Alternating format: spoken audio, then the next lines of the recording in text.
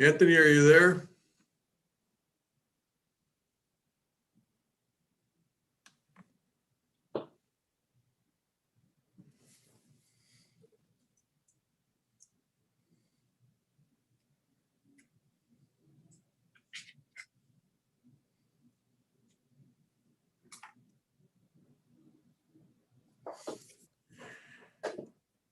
Anthony?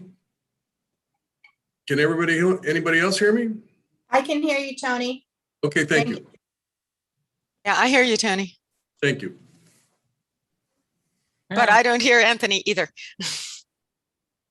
No, Anthony, You're on your own, Tony. apparently. Can't do it without Anthony, that's for daggum sure.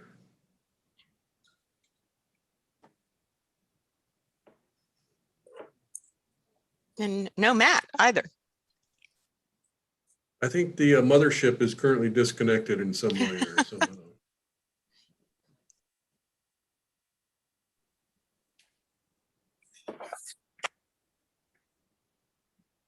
Well, someone let us into the meeting, so somebody's paying attention.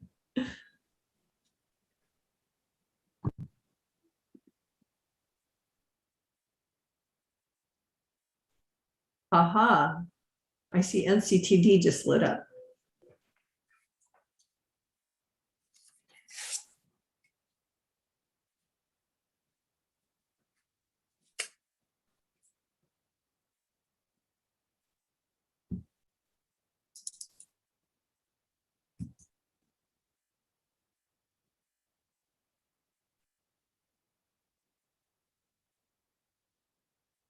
Good thing it's being recorded right now.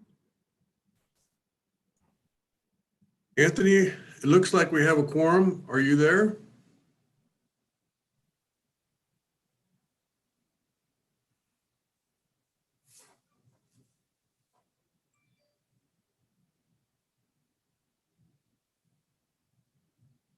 They're having some technical difficulties and we will get this meeting started once those are resolved.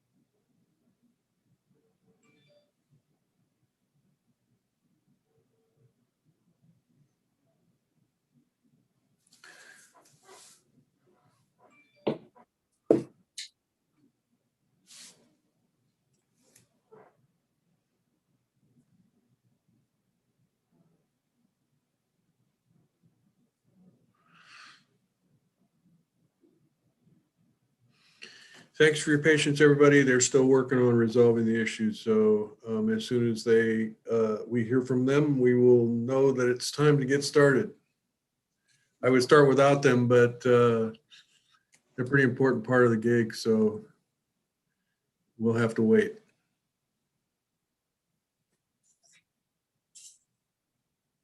Although they can hear us.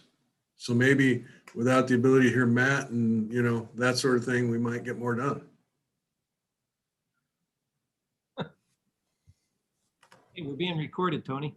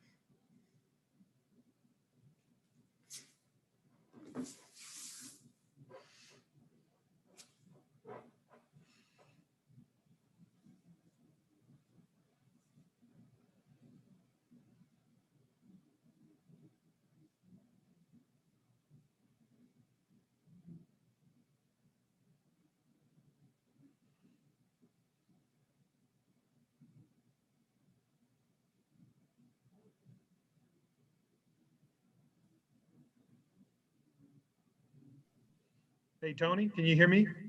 I can hear you loud and clear. Okay, And I can- and so, Now you're echoing. okay. That's better. All right, so I'm going to see, Anthony, what is the feasibility of us starting with you logging on just like this? Okay, so we're gonna get this rolling with Anthony logging on. Are you gonna be able to advance the slides, Anthony? Just like us regular schmoes do, you mean? Yes.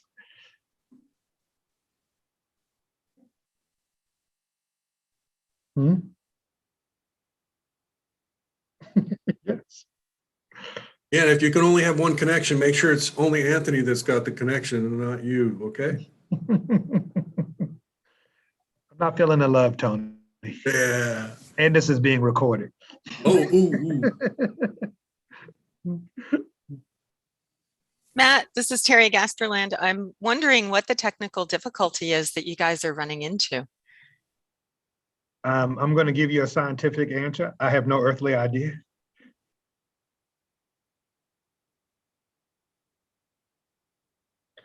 But we do apologize for whatever it is.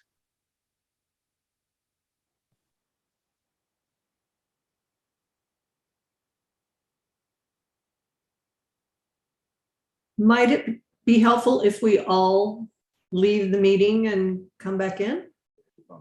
No, it's on our end.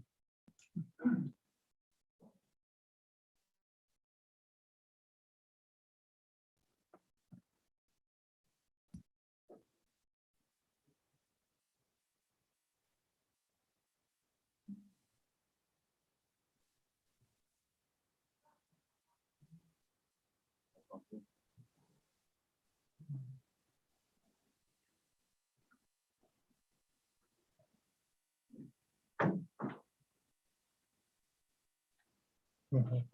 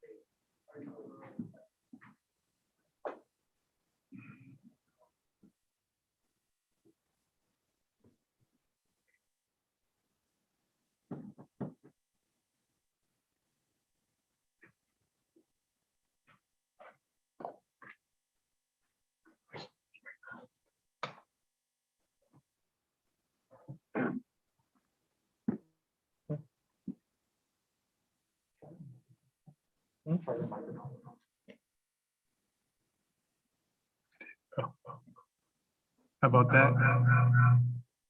Your echoes.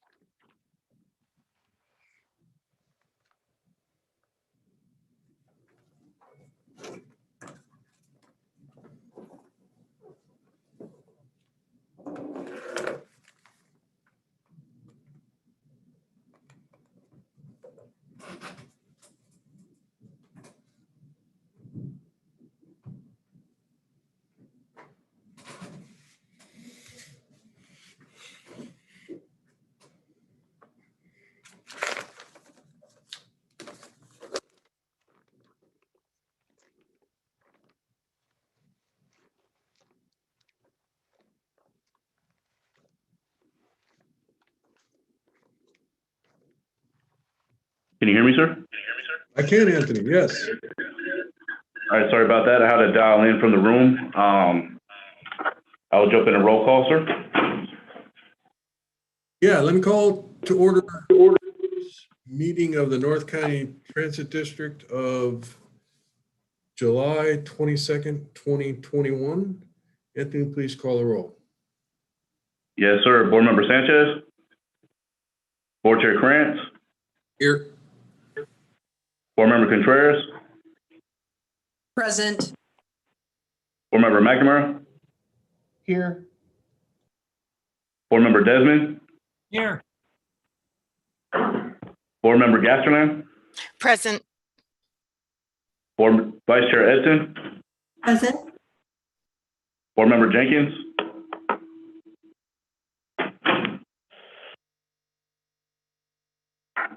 Board Member Jenkins. Board Member Bapatal. Here. Board Member Von Milpert. Here. Okay, and Board Member Jenkins was here originally, so my guess is she's trying to get back on.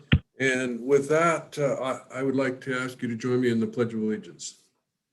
I pledge allegiance to the flag of the United States of America, to the republic for which it stands, one nation, under God, indivisible, with liberty and justice for all. Okay, and Anthony will now provide a safety briefing and review evacuation procedures. Yes, sir. For those here in the building, in the event of emergency, I'll dial 911. In the event of an evacuation, please do so using the stairs. Do not use the elevator. Once clear of the building, do not re-enter unless told to do so by emergency personnel. We have fire extinguishers and fire alarms on each floor of this building. We also have a portable defibrillator located on the first floor and staff on hand trained on CPR procedures, sir. That concludes my safety briefing. Okay, thank you. And Anthony, are there any changes to the agenda? No changes to the agenda, sir, but I do want to, however, there is an update to agenda item 14, authorize the executive director to award specified agreements during the period of July 22, 2021 through September 15, 2021. The staff recommendation for item 14 was revised to add the following items to the list of enumerated contract actions for the board for executive director approval. One, extension of the memorandum of understanding with the SANDAG and MNTS for back office costs for the Compass Card program. And two, an MOU with SANDAG and MTS for back office costs for the Pronto Fair Payment System. Those updates were sent to the board earlier today for your review, sir. Okay, thank you. And without any objections, I do plan to change the order in which we hear items today. And once we get through the consent calendar, we will start with agenda item 15, followed by agenda item 16, and then circle back around to 13 and 14. And we're trying to keep this meeting on track. We've got some folks that have to leave. And so the more we can get done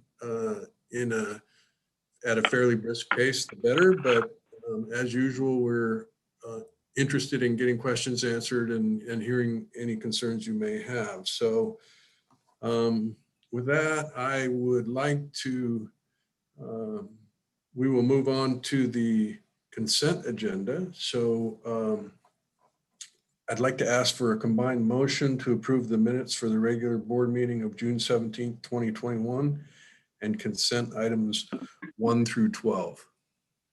Edson moves approval.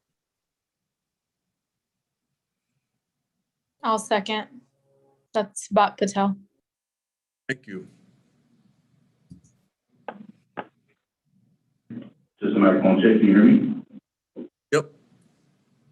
This is by motion of Board Vice Chair Joel Edson, seconded by Board Member Rhea Bapatal to approve the minutes of the regular meeting held on June 17, 2021, and consent items 1 through 12. Board Member Bapatal, how do you vote? Aye. Board Member Gasland?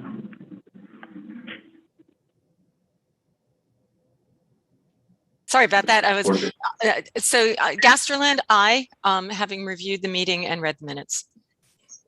Board Chair Krantz? Aye. Board Member McNamara? McNamara, aye. Board Member Sanchez? Board Member Desmond? Aye. Board Member Jenkins?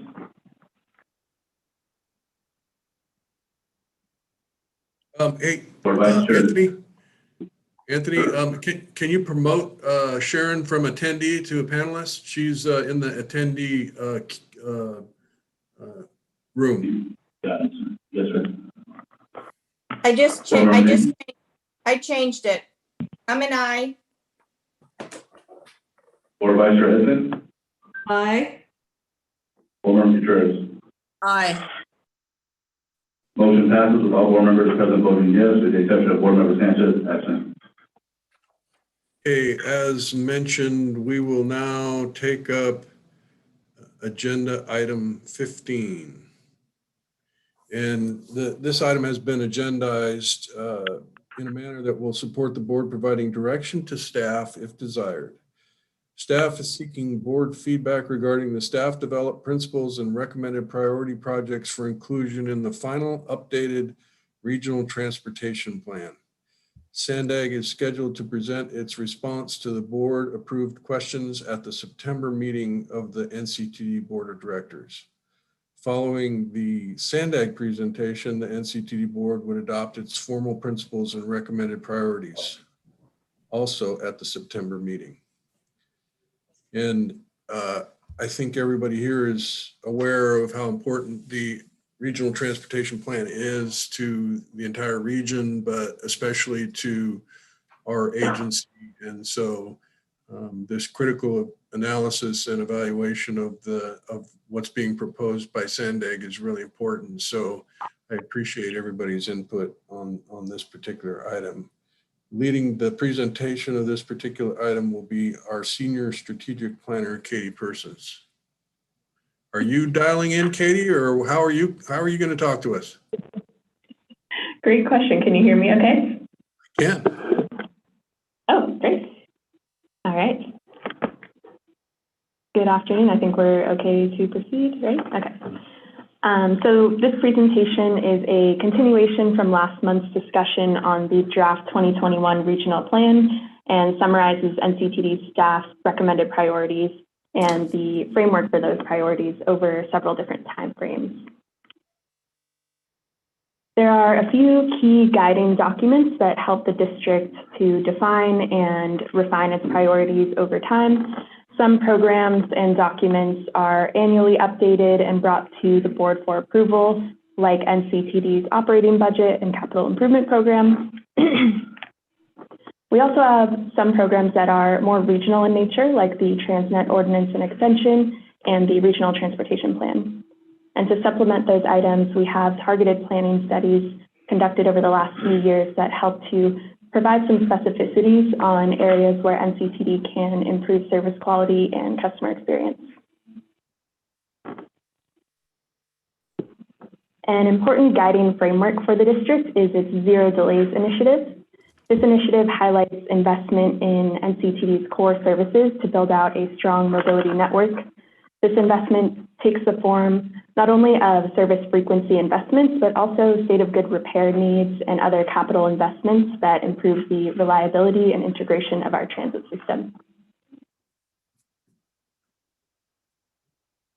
To briefly categorize our core priorities, we would summarize them as transit operating funding, capital funding, and free or reduced fares. Maintenance of our existing service and funding for service increase and expansion is a top priority across all modes. Next, we have capital funding for both state of good repair and capacity enhancing needs. And finally, identification of a funding source for free or reduced fares consistent with prior board feedback. The next couple of slides will provide some additional information on these three categories. So the first we'll discuss is our transit operating funding priorities. Here we emphasize building out a core network of frequent transit services that meets the needs of our customers. That frequent core service is then overlaid with flex microtransit to meet first last mile mobility needs. And this framework is consistent with the guidance that has been included in the last three operating budgets and supports the Zero Delay initiative. Taking a step back and looking at the national perspective, U.S. public transportation expenditures totaled $71.3 billion in 2018, including $49.5 billion or 69% spent on operations. When we look at the operational expenditures by function on the right, there are a few things to note. First, federal funding can only be used for preventative maintenance with the exception of emergency funding allocated during the pandemic. Other sources of revenues, including local, state, and passenger fares, are used to fund vehicle operations, purchase transportation, and general administration. This context is important to consider when we're looking to not only expand our services, but also keep pace with operating costs as they increase.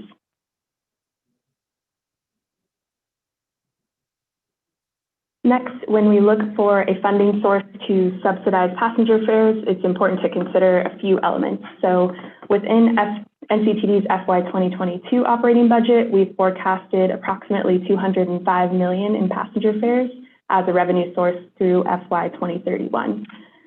This number on the screen is not inclusive of all cost elements, such as additional operating costs associated with free transit service, or annual cost increases related to CPI, and it also doesn't include any cost savings that would be realized from the removal of the fare collection system. Instead, this is just intended to provide a sort of snapshot for the discussion and consideration of potential supplementary revenue sources.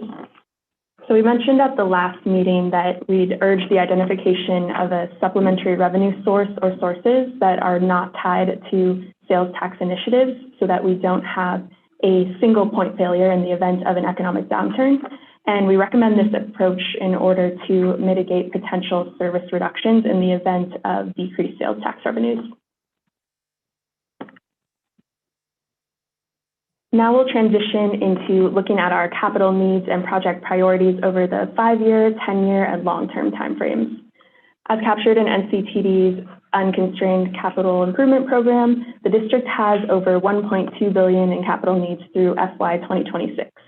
That includes $315 million for state of good repair projects and $888 million for capacity enhancement projects.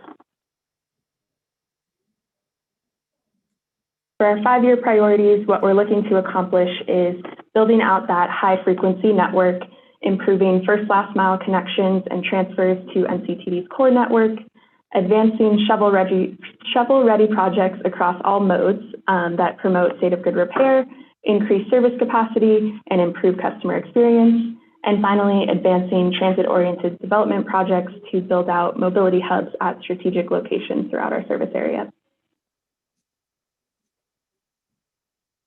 When we talk about the outcomes on the previous slide, we have these specific projects in mind.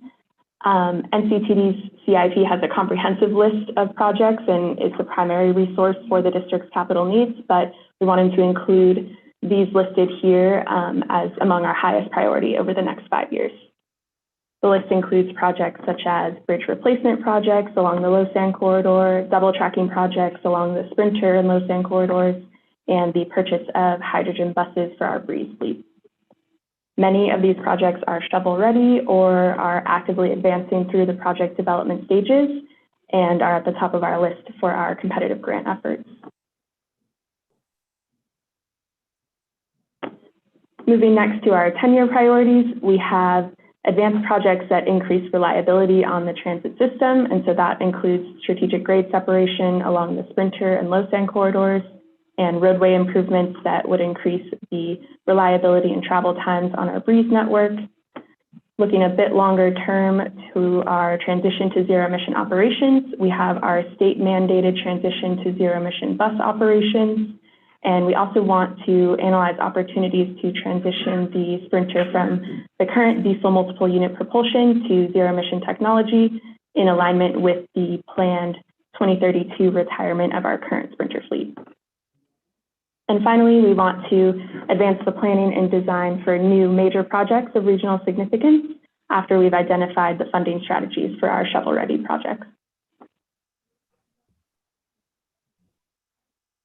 And these specific projects listed here will help us to accomplish those 10-year priority outcomes. At this point, we're continuing to advance these projects and the related planning efforts. And now moving into the longer term priorities, which build off of our 5 and 10-year priorities. That includes the creation of field corridors that harmonize rail operations with general traffic flow. We have transformational projects that translate into significant time savings for the customer. On the screen here, we've included an example of the Miramar Hill or UTC tunnel that would reduce coaster travel time by 7 minutes, which is about 12% of the current run time. And finally, we have identifying a long-term solution for the Delmar Bluffs.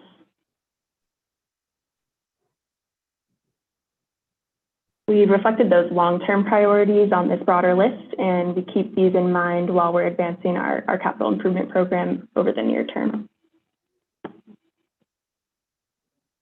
So transitioning a bit now from our district priorities to information we'd like to see as part of the regional plan process. This slide summarizes the list of questions or feedback that NCTD provided to SANDAG last month, and that includes specific information about projects included in Transnet, such as the timing and anticipated funding of those projects, financial assumptions, including those used for estimating revenues, expenses, and funding sources, as well as assumptions used for key operating and capital cost expenditures. We also want to understand the operational assumptions, including transit service frequencies, and then finally, any information related to transit customer research associated with major capital projects. To go along with that list, we also included tables with those questions. Having this project-specific information, we think will really help us to understand kind of what service capacity can reasonably be achieved and when, as well as general information about expectations for transit level of service and any new rail lines that may come online over the next several decades. So we posed a series of questions to evaluate if staff's recommended priority principles or timing reflects the board's intended goals. We want to make sure that we're not missing any elements from a vision or a policy perspective. I'm going to quickly touch on next steps before turning over to discussion. SANDAG staff will present at the September Board of Directors meeting to discuss the regional plan and offer any information related to our request. And then NCTD staff will return to the board in September with finalized district priorities based upon the discussion today. The board action associated with this specific agenda item is to receive and discuss NCTD priorities for inclusion in the final 2021 regional plan and provide direction to staff if desired. And that includes this portion of the presentation with question and discussions now. Okay, very good. Thank you. And I see a couple hands up. I'll start with Board Member Jenkins. Thank you. Let's see, I don't have a page number here, but on the page that's U.S. Public Transportation Expenditures, you had 2018 numbers. Is that the most recent numbers we have? We wouldn't have 19 or 20? Yeah, that's correct. That's the most recent numbers that were included in the American Public Transportation Association's 2020 fact book. And Sharon, this is Matt. This is due that this information comes from the National Transit Database, and the information lags by 2 years. Okay. Okay. Seems like it could be more available. Okay. And then on the pages where you had the 5-year capital priorities, no, I'm sorry. Oh, yes. Are there, you said many of these are shovel ready or advancing through the process. Are there any available funds for any of these at this point? No, not. That is one of the issues that we've been raising significantly, is that these projects are shovel ready and the planning for new projects are jumping ahead of the actual implementation of these projects. Right. Okay. Just wanted to confirm that. And then over on the pages with the key questions where you have the grids with the project names and all that, I'm guessing there's no numbers here because that's what you'll be working on with SANDAG determine what these costs might be? Yes, ma'am. This is the information, part of the information that we're wanting Sandag to bring back to the board in September to provide greater clarity to us. We're intending to engage with Sandag to try to flush out more details so that the information that's presented to you can be easily understood in terms of what's being proposed for projects that are important for North County Transit District. Okay, and the projects that we have listed as our priorities, can those be changed by others? I mean, or are our priorities ours and others can't tell us not to make it a priority? Well, so everything that we've identified are current priorities in the regional plan. What we're asking the board to do is to share with the Sandag Board of Directors what are going to be your priorities. Okay. As Sandag updates the RTP, things that are currently priorities may continue to be priorities, but they may move behind or move ahead or move sideways with other projects. So the whole point of this is for our board to state what our board views as its priorities, and so that the Sandag board will understand things that are important to the NCTD Board of Directors. Okay, thank you. That's all questions I have. Before I move on to anybody else, I wanted to ask if you could clarify.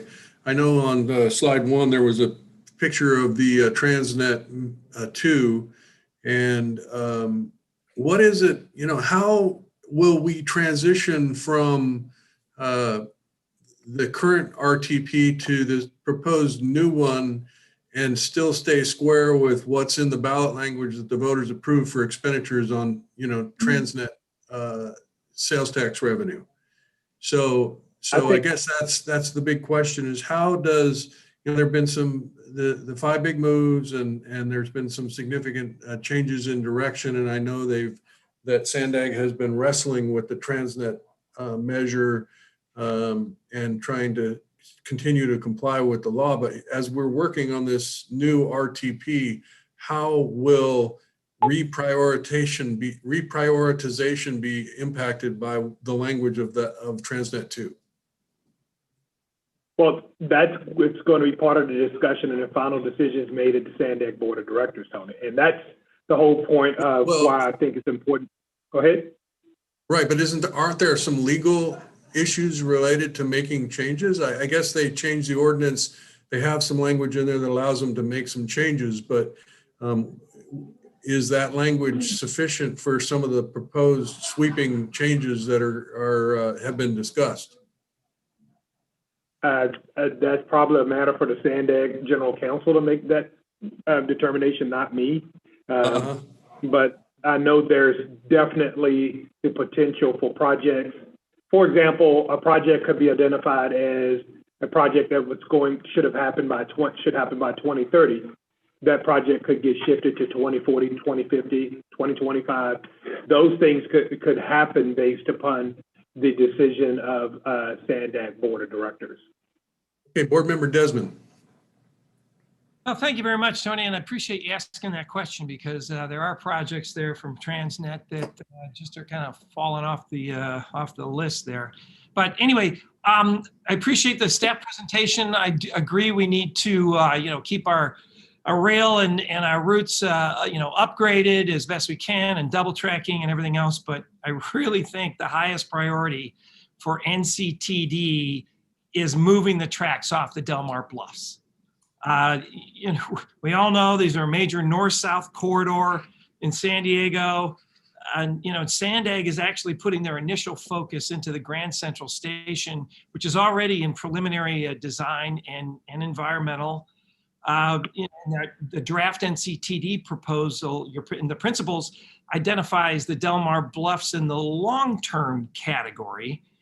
And I'm hearing different ideas out there about how to go about, if the Delmar Bluff should be a tunnel, or it should go against the I-5 and different options. I think we need to get to that sooner rather than later. And, we keep shoring up these bluffs and spending millions. And I know, Matt, you say they're going to last for another 40 years, but, it's taken 30 years for Sandag to put in that the Mid-Coast Trolley from Old Town up through University Town Center. So, you know, I really think it should be one of our highest priorities instead of in the long term. And when I looked at Sandag's 2021 RTP, they've got the Delmar Tunnel completed by 2035 in 14 years, which is, I think, a monumental task, and they think it's only going to cost $1 billion. So it appears they've already got the tunnel as decided in the RTP. And like I said, I know there's been other talk of other options. So I think the Delmar Bluff should be on the same path and the same track as that Grand Central Station, because we should be in preliminary design and environmental, looking at the different alternatives for the Delmar Bluffs. And to me, it's the analogy I kind of use is, you know, we're doing the Grand Central Station, which is kind of like a heart transplant. You know, when the main aorta is bleeding out and falling into the ocean here as the bluff. So I would, you know, I want to make a formal motion, but I guess I'd like to get your input first, Matt, is that if we move the Delmar Bluffs up from the long-term priority category into the 5-year priority category, which I think it needs to be, especially if they're going to get it done in 14 years. I mean, is there any impact or anything you might say, like, to say, no, that's a crazy idea, Jim, or what's your thoughts on moving that up to the 5-year priority category from the long term? So Jim, I'm going to ask Katie to scroll to the 10-year. To the next one. Okay, and I think, so we right now, Jim, have the initiate planning, design, and engineering for the Delmar Bluffs and within the 10-year. I would be super duper supportive of moving that up to the 5 years. Is that what you're recommending? Yeah, that's what I think my recommendation to the board is. We get on that thing. It's, yeah, so I guess I saw it in the PowerPoints and I didn't see it, and now I see it back again. So thank you. So if we move it from the 10-year category up to the 5-year category and get that thing started sooner rather than later, I think would be, I know you don't want to lose money on any of the other projects, but if we don't get this done sooner rather than later, these other projects won't matter. So I'd like to, so I'll make that a motion that we move that NCTD 10-year capital priority, the bottom one, initiate planning, design, and engineering for Delmar and the UTC tunnel projects to the 5-year capital improvement priorities. I'll second that motion, Terry. Thanks.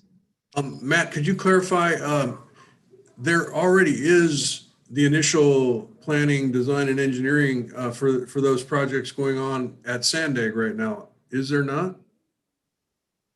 There is, but that is just a very beginning of the amount of money that's needed.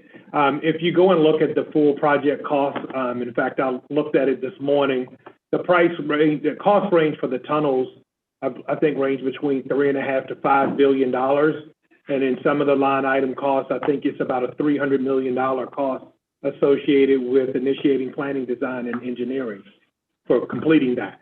So whatever the initial amounts of money, and I think there's potentially going to be some earmarks, for it, you're still going to need a significant amount of money to advance that initial planning, design, and engineering.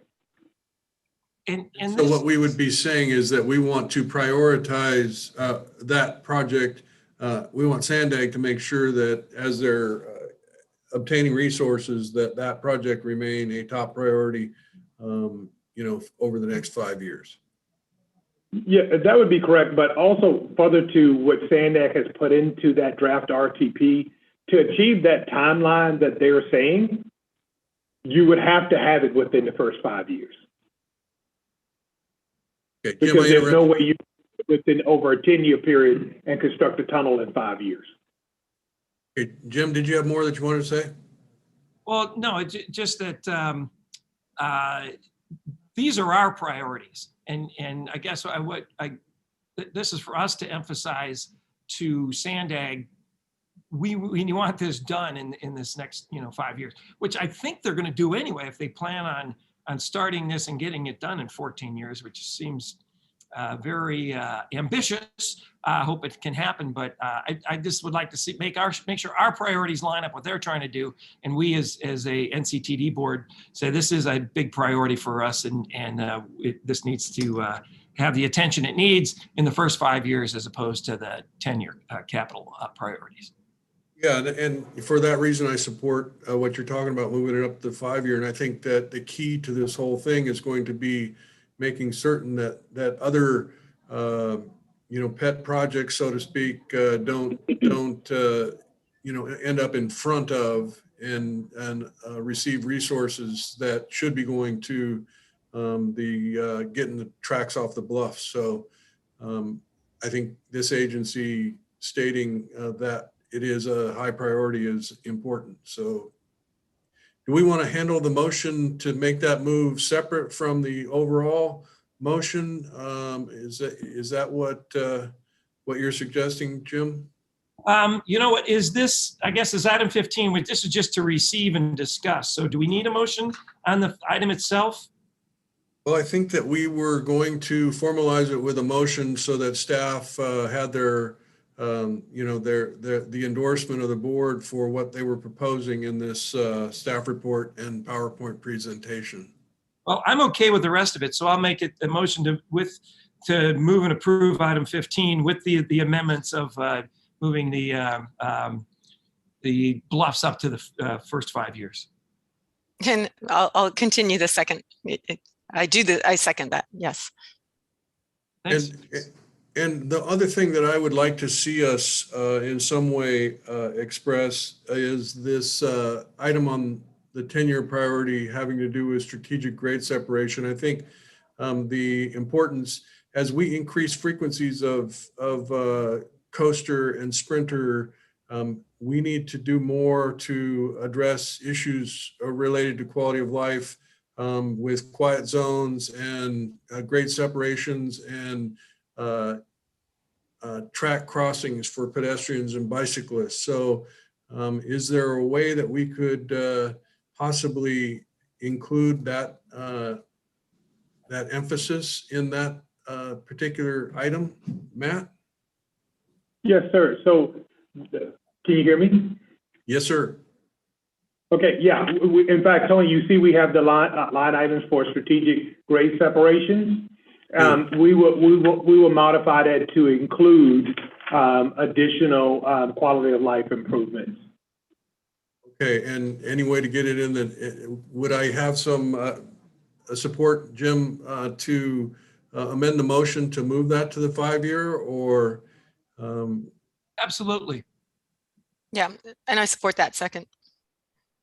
Kind of goes along with the impacts of the trains on the bluffs and the issues in Del Mar are felt basically from Del Mar to Oceanside. So I think that making those a priority, and I know with Transnet 3 there was about $1 billion that was intended to address quality of life issues, and since it didn't pass the 66 2/3 that it needed, those went by the wayside. But it's my hope that we can emphasize to the Sandag board as they prepare their next ballot measure that's a pretty critical issue. Okay, so we have a motion and a second. Are there more? I do see more hands. Board Member Gasterlin? Sure. I just wanted to cheerlead a little bit. So the electric buses are a terrific next step for the breeze. I'm a big fan of buses because of their flexibility and it's so much easier, and having them be electric will go to quality of life with quieter buses as well. I also wanted to cheerlead for the double tracking of the Sprinter. The Sprinter is really emerging and growing as an important corridor.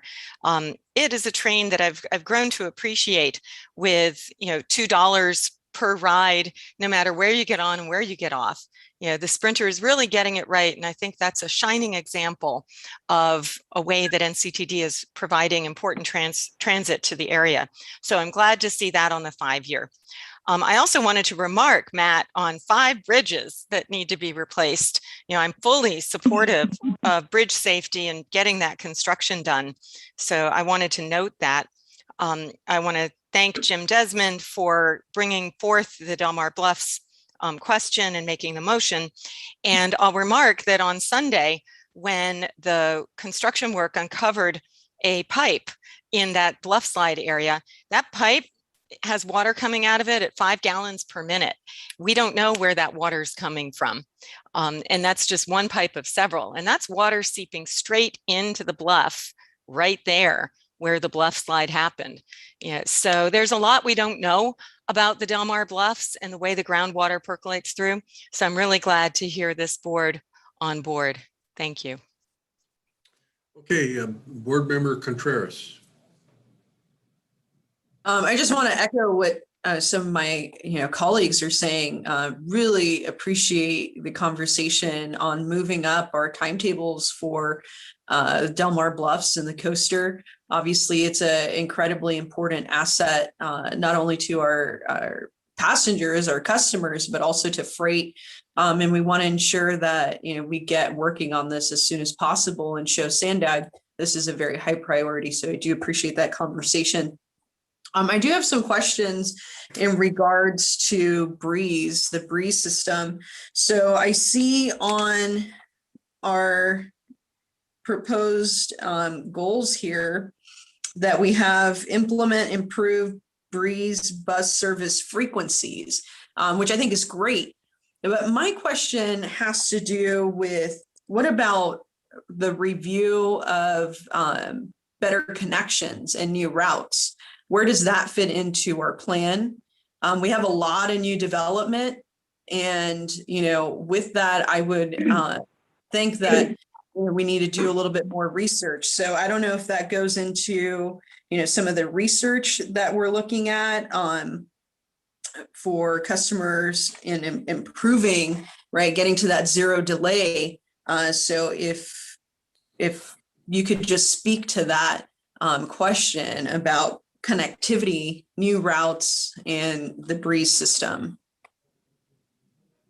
Okay, so in terms of the connectivity, that's a key piece that we're planning. In fact, we're already advancing it, but that's the importance of, for example, the Sprinter 15-minute is that is intended to tie into coaster 30-minute frequencies with the Breeze bus system along those 10 major routes, going to 15-minute hitways as well, with the overlay of microtransit. So that's kind of the plan that we've been working on the last 5 years, with obviously integrated connections. Longer terms, in terms of continued development, we did a study pre-COVID that looked at origin and destinations and travel patterns for the entire travel shed within Southern California into San Diego. We're also planning to look at that post-COVID-19, and we typically do a study every 5 to 7 years to relook at it again to see if there are additional markets that we should be expanding into. So that's going to be something that's continuous. I think if you look kind of at the longer term priorities on the Breeze, we talk about the road improvements. That's just because it's going to take us a little while to complete that road study, hopefully get all of the cities that are impacted in a consensus with us, and to work through that process to get road improvements made that can help allow us to significantly speed up our buses and take our buses out of the congested parts of the road network. So we are looking at a pretty integrated approach in terms of how we want to identify our priorities. Sure, thank you for elaborating on that. And my other question was based on this road improvement in our 10-year priority list. What would constitute a road improvement? What does that look like? Okay, so that could be various different things, from queue jump lanes that would allow a bus to be able to get a head start from the rest of the vehicular traffic at a light. It could be dedicated lanes and parts of the bus route so that buses can move along faster. One example of an area where we potentially could do a robust bus rapid transit project could be the Palomar Airport Road. There is a pretty wide median that's not yet paved over, that we should definitely look at in the future, that if we see the kinds of development that's needed, that we would propose dedicated lanes, or in the future, if it was autonomous bus technology. So we wanted to look at lots of different approaches to separate bus traffic from automobile traffic so that buses can have greater speeds than what they have today. Great. Yeah, that's definitely a way to get to, faster bus service. So I appreciate you just going into a little bit more of the nuts and bolts of what this would look like. But I'm in complete support of our list of priorities and the shuffling that we've done to really highlight the need for some of these longer term priorities to be actualized a little bit sooner. So thank you to everybody on staff who put this together, and to my colleagues for this discussion that we're having. Okay, thank you. Vice Chair Edson. Yes, thank you. I want to echo and support the priority shifts proposed by my colleagues, with the Delmar Bluffs being our top priority. And I'm a big fan, and have been from the beginning, as Matt will tell you, of ZEBs and increasing the use of them, and also the safety and quality of life issues that were raised by the chair. And I like hearing about the road improvements, because I've lived in places where there were bus lanes that prioritize movement of buses, and it does really make a big difference. So just wanted to chime in and offer my support. Thanks. Okay, thank you. Seeing no other raised hands, we do have a motion on the table. Anthony, can we conduct the vote? Yes, sir.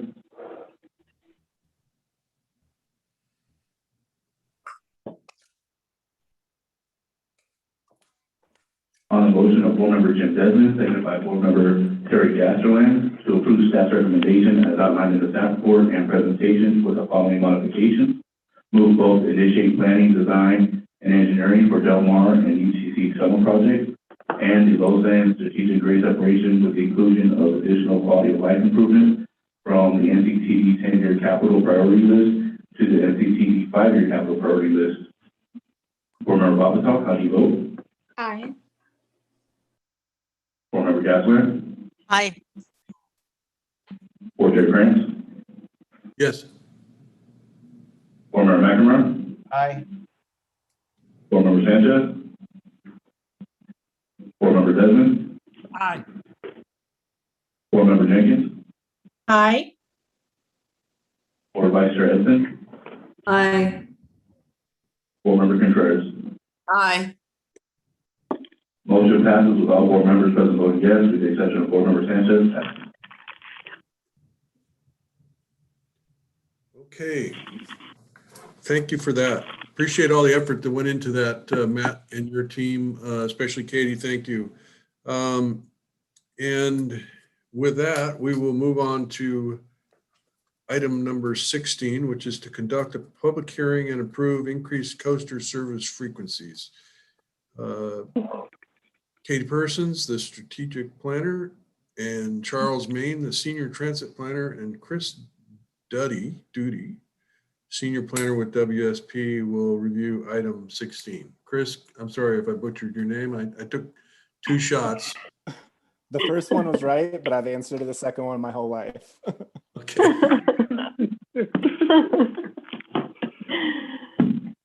All right, so we have a sort of 2-part presentation related to the proposed coaster service increase. In the first part, I'll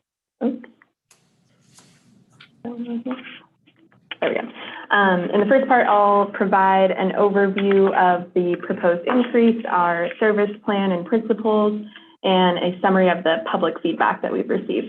Then I'll hand it off to Chris to talk about the Title VI analysis associated with the proposed increase. So we'll travel back in time a little bit here for an overview of the Lausanne corridor's history. Construction of the coastal rail line was completed in 1888. Fast forward a bit, and in 1975, the California State Senate creates NCTD for the purpose of planning, constructing, and operating public transit in northern San Diego County. And within a few years, NCTD begins planning for the coaster service. In 1987, San Diego voters approved the Transnet half-cent sales tax to provide funding for local transportation projects, including those along the rail corridor. And 5 years later, NCTD and MTS purchased 60 miles of coastal rail line from Santa Fe Railway, and the coaster service begins in 1995. In 2004, San Diego voters approved an extension of the Transnet ordinance, and between 2008 and 2020, the region completes nearly 15 miles of double tracking and other improvements to support passenger and freight capacity along the Lausanne corridor. So something to note here, which we'll discuss a bit more in the next couple of slides, the rail line that was purchased in 1992 was primarily designed to support freight operations and provided limited passenger rail operations due to inadequate infrastructure. Secondly, San Diego County voters through Transnet have helped to improve the quality of the corridor by including specific language related to coaster service enhancements. In addition to providing funding for local capital projects, the Transnet ordinance provides a dedicated source of operating funding for increased coaster service. So the planned coaster service enhancements that we're discussing today are funded through that dedicated Transnet source and are consistent with that countywide vote. So the last several decades have been critical in creating corridor capacity needed for adequate coaster service. The corridor's prior infrastructure necessitated pretty significant gaps in service, ranging in size from 2 to 3.5 hours during the day. The region has made significant progress to enhance the corridor capacity and reliability, and that includes projects such as Elvira to Marina Double Track and the San Diego River Double Track as a few examples. The proposed service increase that we're discussing will be the first phase of coaster service levels that will support public transit as a competitive travel option on the corridor.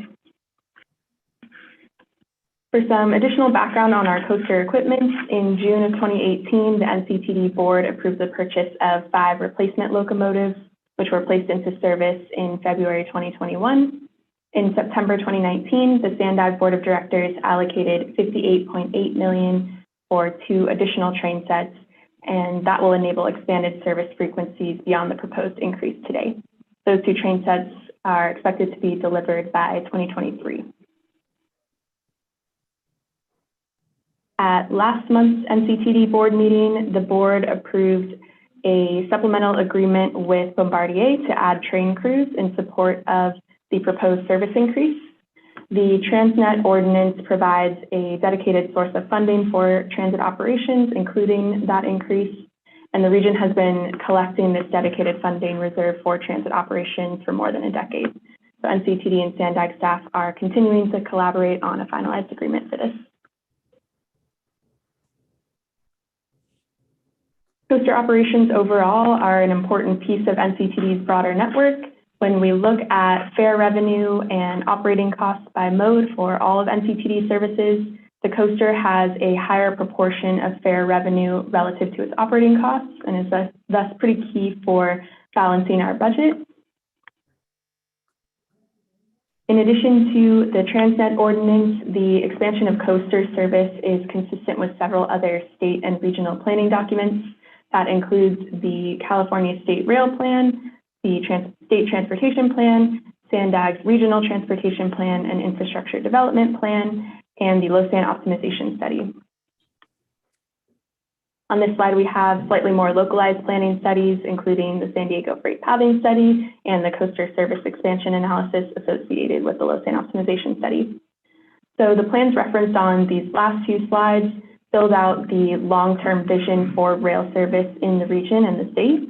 And they've also been pretty instrumental in bringing competitive funding to the region for the specific purpose of increasing capacity and passenger service levels. One of those studies that is worth highlighting a bit more is the Lausanne Optimization Study, which was conducted by the Lausanne Corridor Agency and its consultants over the last 2 years. This study utilizes the framework of the State Rail Plan and integrates prior planning work throughout the Lausanne corridor in order to develop an integrated operating plan for all of the corridor users. So with today's service change and increase that's being proposed, we're specifically targeting the service quality dimension of service availability by decreasing those significant gaps in service during the day, while still also providing trips during traditional peak travel times. The new schedules will be consistent and regular repeating, so it'll be easier for the customer to understand and more streamlined for operators to provide service and respond to any service disruptions. With this change, we're moving away from connections by coincidence towards connections by design. And what's significant about this particular service plan and its principles is that we'll be making this service change in coordination with Amtrak and Metrolink so that we have a more integrated network across Southern California. NCTD is uniquely positioned within San Diego County with connections to several other transit agencies. So it's important for us to look at the broader network when we are expanding our services. This increased coordination and streamlined schedule with Amtrak and Metrolink also allows us to more clearly link capital investments to very specific service outcomes, both on the passenger and the freight side. We've already kind of seen that in action with our Trade Corridor Enhancement Program award earlier this year, and we expect to continue to utilize that framework for future funding requests. So to illustrate the proposed service increase, here on the screen is a comparison of our weekday service levels pre-COVID and during the pandemic. The proposed increase will offer more all-day service by increasing the number of trips in the midday and the evening, in addition to some adjustments to the peak. And on this slide, we have our proposed weekend service, which will offer more trip options for folks looking to use the coaster throughout the week, whether that be for work or recreation. And the next two slides, which may be challenging to read, but these are the proposed service schedules that were provided to the public. We're currently reviewing public feedback that we've received, so this is in draft form. But what you'll note here is that we have consistent departure times past the hour, for example, 20 minutes and 40 minutes past the hour out of San Diego, which is easy for the customer to remember and also allows for our service to sync nicely with Amtrak Pacific Surfliner service on the corridor. We'll also be pretty well positioned to make future service expansions by following that same pattern and limiting major schedule changes for the customer that's hard to keep track of. And here we have our draft weekend schedule with 20 total trips each day and follows that same pattern.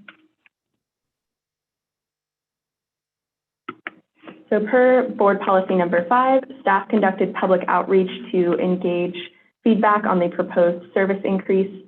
NCTD staff held 2 in-person events at Oceanside Transit Center and Sorrento Valley Station and 2 virtual events at varying times.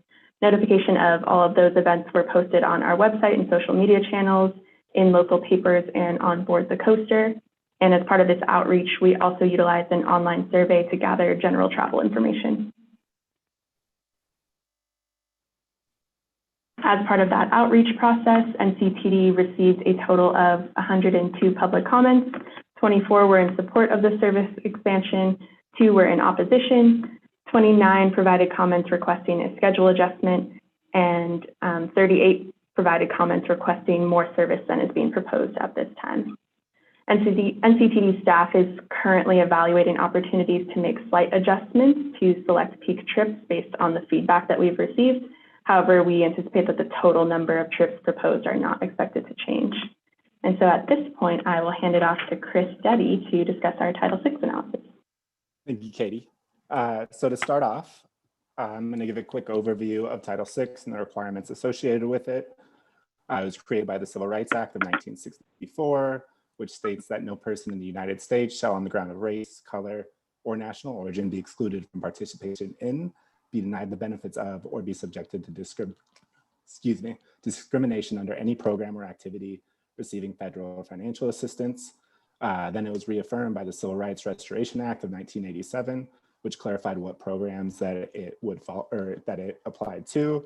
Essentially, if any entity received federal funding, no matter if the funding for a project or program was not federally funded. It was a requirement to do a Title VI analysis.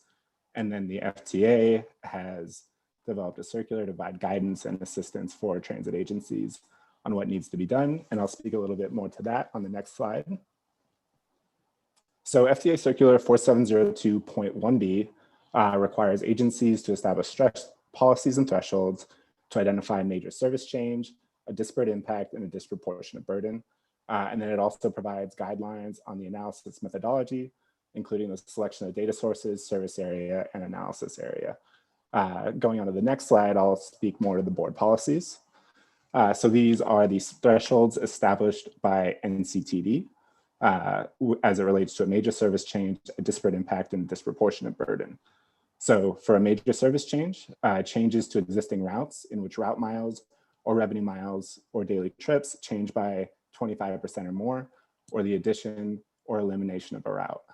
And excuse me, because I will most likely get tongue-tied on the next two, because there's a lot of double negatives. But a disparate impact may occur if a minority population is adversely affected by a major service change and is greater than 10% or 10% or more than the average average minority population. And vice versa, if a non-minority population benefits from a major service change by 10% or more compared to the non-minority population of NCTD service area, a disparate impact occurs.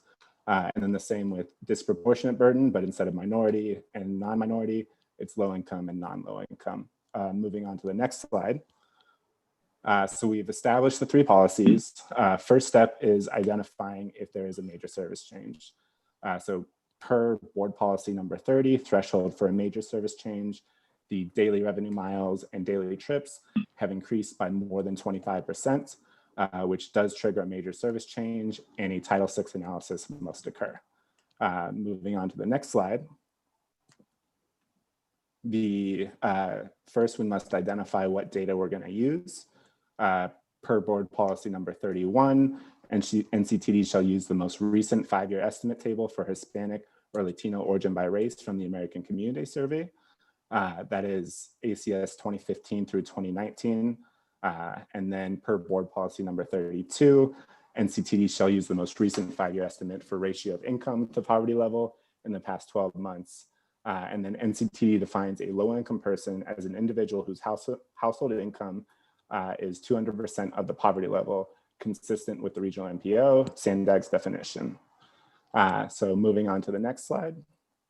So we've identified the data, and then now to focus on the service area selection, FTA Circular has identified that the service area refers to either the geographic area in which a transit agency is authorized by its charter to provide service to the public, or to the planning area of the State Department of Transportation or Metropolitan Planning Organization.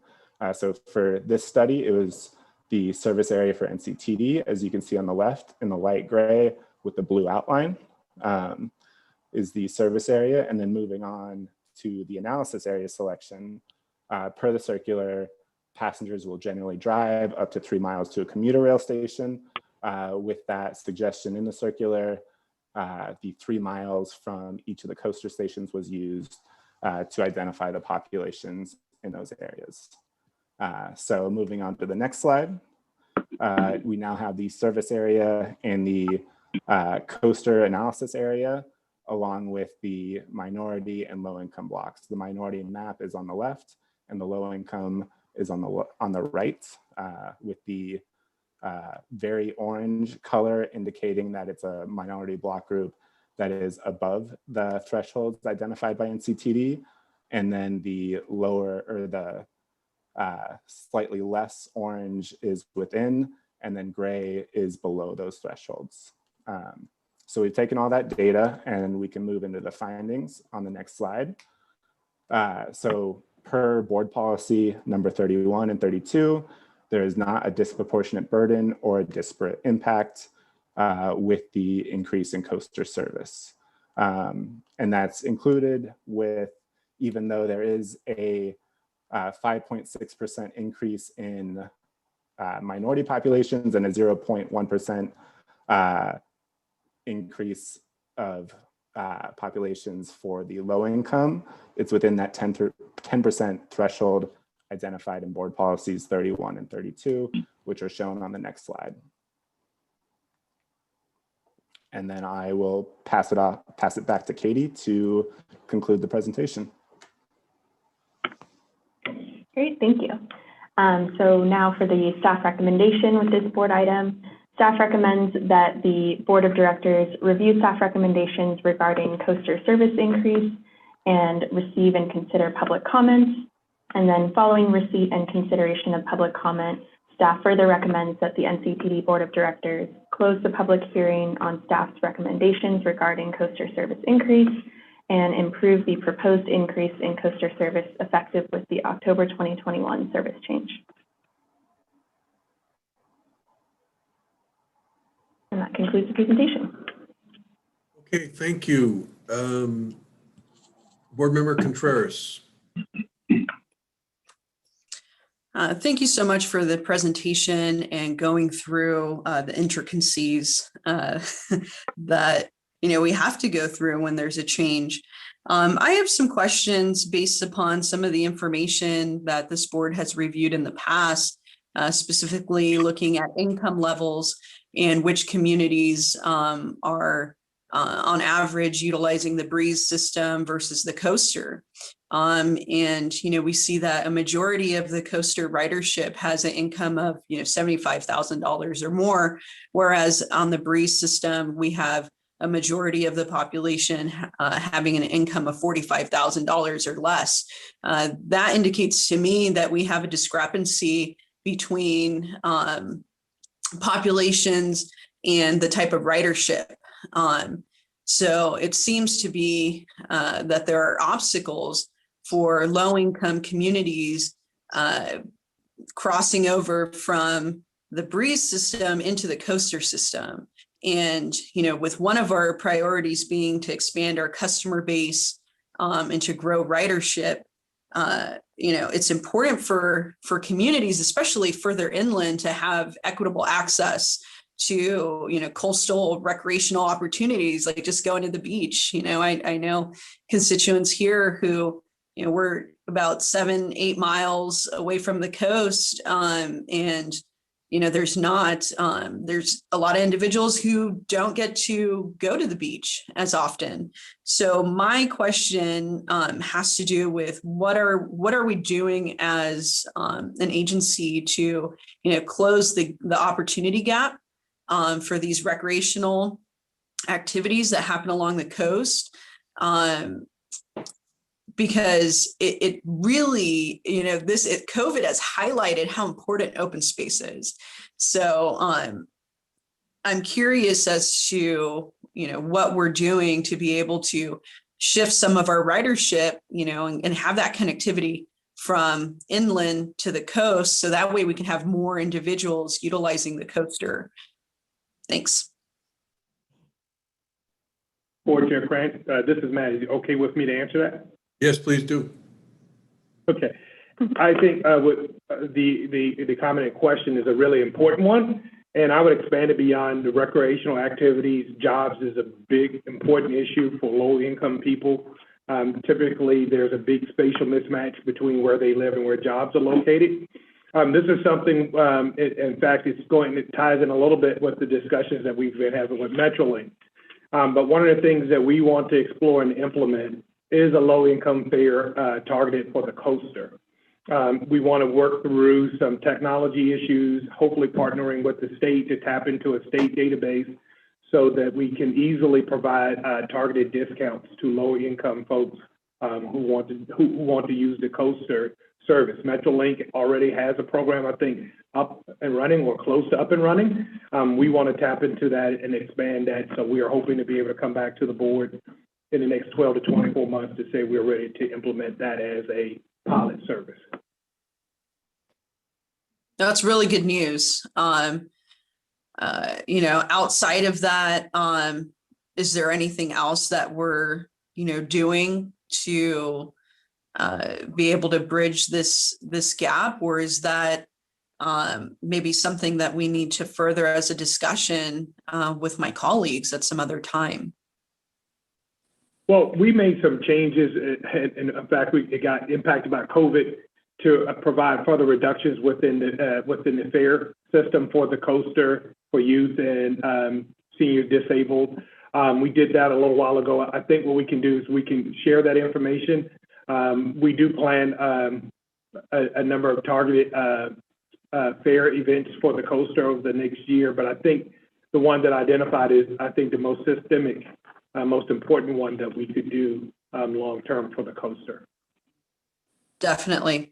Well, I appreciate the information, and I look forward to continuing to really remove any obstacles so that way our residents here in San Diego County are able to utilize all modes of transportation regardless of their income level. That would be a great thing for, like you said, right, jobs, making sure people are connected, and then that ties into our zero delay goal. So that way we can reduce greenhouse gas emissions. We can have our population moving throughout the county, which also means more economic growth and opportunity. So I'm really excited for what the future holds. Thanks. Okay, thank you. Vice Chair Edson. Yes, thank you. I'm also excited to hear about those potential fare adjustments to more equalized use of coaster for low-income community members. But my questions are actually regarding slide 41.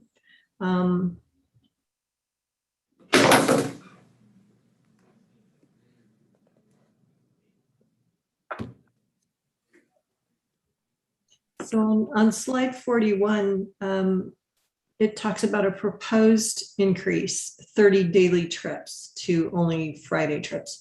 But the other number we are hearing is 42. Is the 30 plus 2, and we have 11 now. I'm having math problems. Can you help me with this? So the 42 trains references the increase that we're planning in 2023 once the 2 new train sets are delivered. Okay, thank you for that. And then on slide 46, there was that last blurb about slight adjustments. Specifically, NCTD is looking at potentially adjusting the timing of select peak trips. But there was there were comments in the slides about consistent and regular repeating schedules, which is one thing that I think is important, having lived in Tokyo and lived in New York, where I relied on public transportation. And it is really valuable to be able to know my train is always going to be, 20 minutes after the hour and 40 minutes after the hour or something like that. So how much adjustment might occur, and how might that impact the regular repeating consistent schedule? Yeah, so we're intending to still stay within the Low-San optimization study framework. So we would still be looking for that regular repeating schedule that you see on the draft schedule. We would just be adjusting the timing of the slot that we ultimately choose, but still sticking with our service principles. Thank you for clarifying that. On the prior item, one of the discussion points was improvement of quality of life. And we've had a lot of comments from certain demographic that feels they're being impacted quality of life wise. So some of the comments that were sent to me in a letter that I think we all actually received was the proposed schedule will create some heavy pollution situation due to the vastly increased dwell times, and a comment that the total proposed dwell time is about 9 hours a day during the week with the new schedule, doubling the dwell time from the current schedule, and that it will negate the benefit of the Tier 4 engines. So can staff respond to that? So yes, Jules, so we actually responded to that letter from the Train Coalition, and we copied the board on that response yesterday. As I explained in that letter, Santa Fe Depot, which actually has been in place since 1912, I think I got it right, either 1912 or 1915, far predates the condominiums that are being discussed. And what's unique, and as I explained in the letter, is that Santa Fe Depot is a terminal location. It's not an immediate train stop where you stop and deboard passengers and you go. At terminal stations, you have terminal operations, which include federally mandated type activities and potentially dwell times tied to when is the next time you have an available slot for a train. What we were explaining to the train coalition, that there are several things that drive how long we will be at a platform, particularly at a terminal location. There's the optimal time, which would likely be about 25 minutes or so for us to do all of the things that are required from a train operations and a regulatory point of view. Then the next consideration that you have is the overall train schedule, railroad capacity, train meets, which would dictate how quickly you would be able to leave. So train schedules are put together in an integrated manner to support connections up and down the corridor. And so, yes, in fact, dwell times are going to increase with this 30 compared to 22. It's interesting that it potentially could be flat or decrease when we go to 42, because additional slots will be available based upon the timing for trains to essentially pull into the depot and turn. With that said, in 3 years, it's likely that the new train terminal station stop will be at the convention center. Okay, well, thank you for clarifying that. I really appreciate it. Those are all my questions. Thank you. Board Member Gasterlin. Yeah, thank you. I have two questions. My first question is the 36% of cost recovery covered by fare revenues. That was on one of the slides. Unfortunately, I didn't write down which slide numbers, but if the number of trains is going to double, then the number of riders and fare revenues from those riders needs to double in order to maintain the 36% cost recovery. To the extent that the trains go up and the riders don't go up proportionally, then this is a subsidy for those riders, creating more convenience for them. So has there been market research that shows that there is double the demand at the fare rate of the current $15 round trip fare, which is what these people who have an income of greater than $75,000 a year are paying? Is there market research showing the ridership will at least go up by 25%, 50%, if not going up in proportion to the increased trains? So could we first go to the slide that was referenced? Because I think you have wanted to make sure you have the correct fact. Okay, so what we said is that 36% represents percentage of revenue, customer revenue provided by the coaster. It's not indicative of the coaster fare box ratio, just for clarity. As we discussed, Katie presented, this is going to be literally the first time that we're going to begin the process of providing high quality commuter rail service in the region. Once we reach that milestone in July 2020, this is kind of the first time that we're going to start going out and seeing. There are relatively at least a handful of different ridership studies that have supported the proposed plan. All of those plans obviously were pre-COVID plans. That's how we ended up being able to justify the grants with the increased ridership projections. But I don't think the metric should be that it doubles the service. Part of the reason that folks don't ride the system today is I know for a fact pre-COVID for myself, I live directly across from the train station. But if I miss that train, then there's literally no way I can make that Sandag meeting if I miss that specific one train. And if I'm coming back, if I miss that specific one train, I may have to wait 2 to 3 hours. And so the metric that we're going to be using going forward is we've looked at where the market share of public transit has been. We don't think public transit, particularly the coaster, is close to what the potential is of ridership that it should be yielding. So our plans are to go out and continue to improve the service, look at things like we're talking about with Metrolink to significantly grow the ridership. But I'm not proffering a metric that it will double the ridership by going from 22 trains a day to 30 trains a day, when you can see that a lot of these trips are midday trains filling in gaps that existed before that represented a barrier for people coming in. I'm more than happy. I'll have Katie send out to the board various different ridership projections that have been developed over time related to increase and improve coaster frequencies. Not an issue whatsoever. So thank you. So that clarifies for me that what I see is that 36% of the fare revenues that come into NCTD come in via the coaster, with that $15 per round trip fare, and 20% of NCTD's operating costs go to operating the coaster. Am I reading that correctly now? Absolutely. Okay, good. So what proportion of the costs of operating the coaster are covered by fare revenues? Well, the fare box revenue for the coaster has ranged.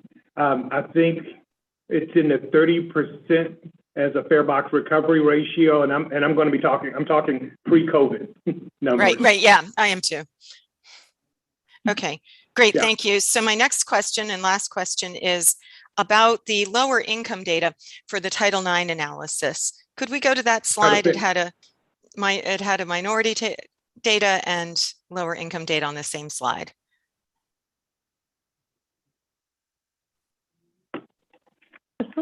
Keep going. And okay, so this was it. So down below, we see the lower income, and up above, we see the minority. And what I want to call out here and ask, is it appropriate for me to call it out, is the formula for impact or disproportionate impact, disparate impact and disproportionate impact is assuming that the proportions of the populations using the line are similar before and after the change. So I'll say that more succinctly. Here we have a coaster that goes through an area, our coaster area, with 289,000 minority population compared to 412 non-minority, and that's 41% minority. And we have an overall service area for all of NCTD of 47%, I'm rounding. So the difference is within some tolerable range. But if you ask the question differently and ask, what's the minority population who uses the coaster before and after the doubling, unless you can show that the the population, the proportion that's minority is going up with the doubling, and perhaps the doubling enables that fare decrease to be somewhat near the sprinter, not like the sprinter, I don't see how this formula even begins to truly fulfill the Title IX. So that's for the disparate. For the disproportionate, we've got 166,000 low income and 9.4 million non-low income. And I would argue there you suffer from the law of tiny numbers. 200,000 compared to 9 million or 9.5 million is just, you can't even begin to compare. If I were doing gene expression analysis here, these would be the ultra rare variants that give people a particular disease. And we analyze those completely differently. So when you reach such a tiny number of the low income population, and it's just so different, it makes no sense. And I'm actually seeing a population total that doesn't add up. So probably that 9.4 million is more like 600,000. But even so, I would ask, revisit this disproportionate. And again, the same question.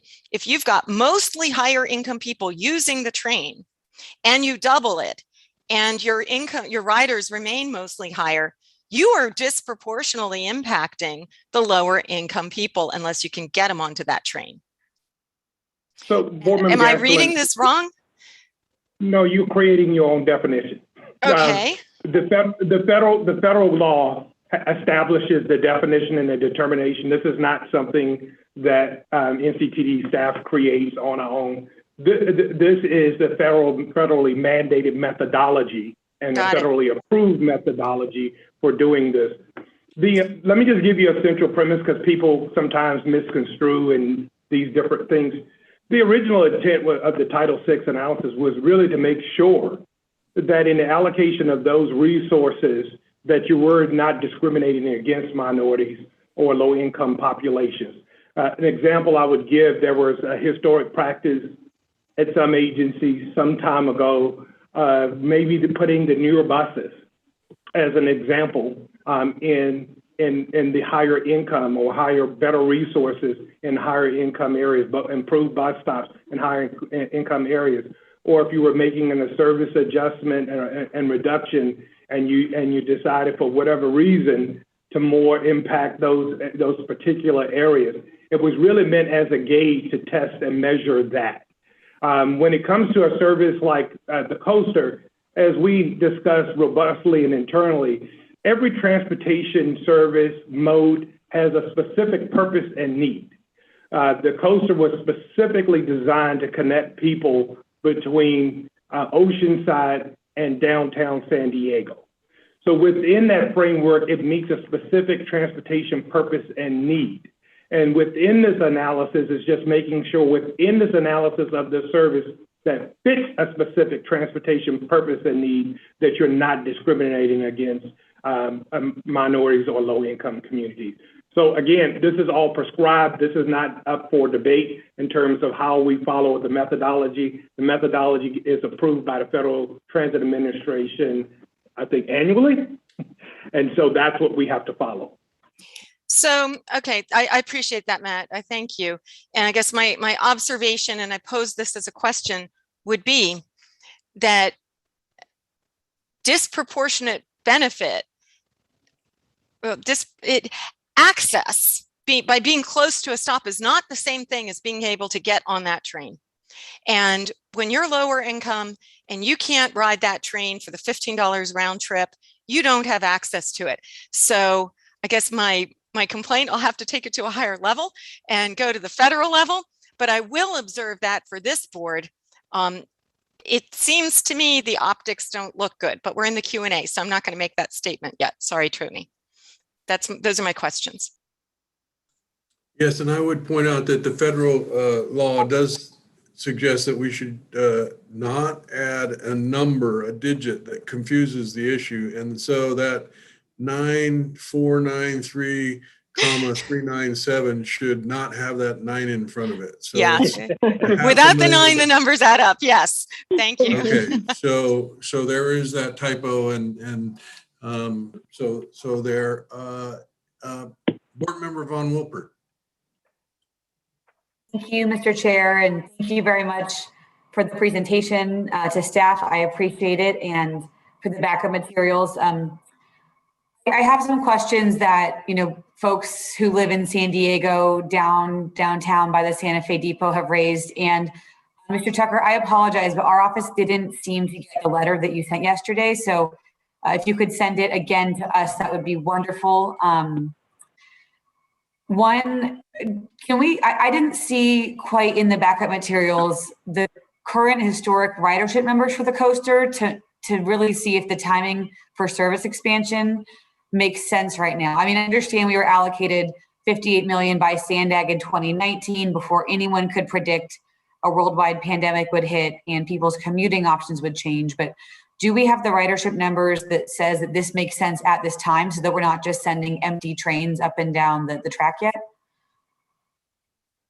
No, we had the ridership estimates from pre-COVID, and right now we, just like the rest of society, no one planned, no one budgeted for COVID-19.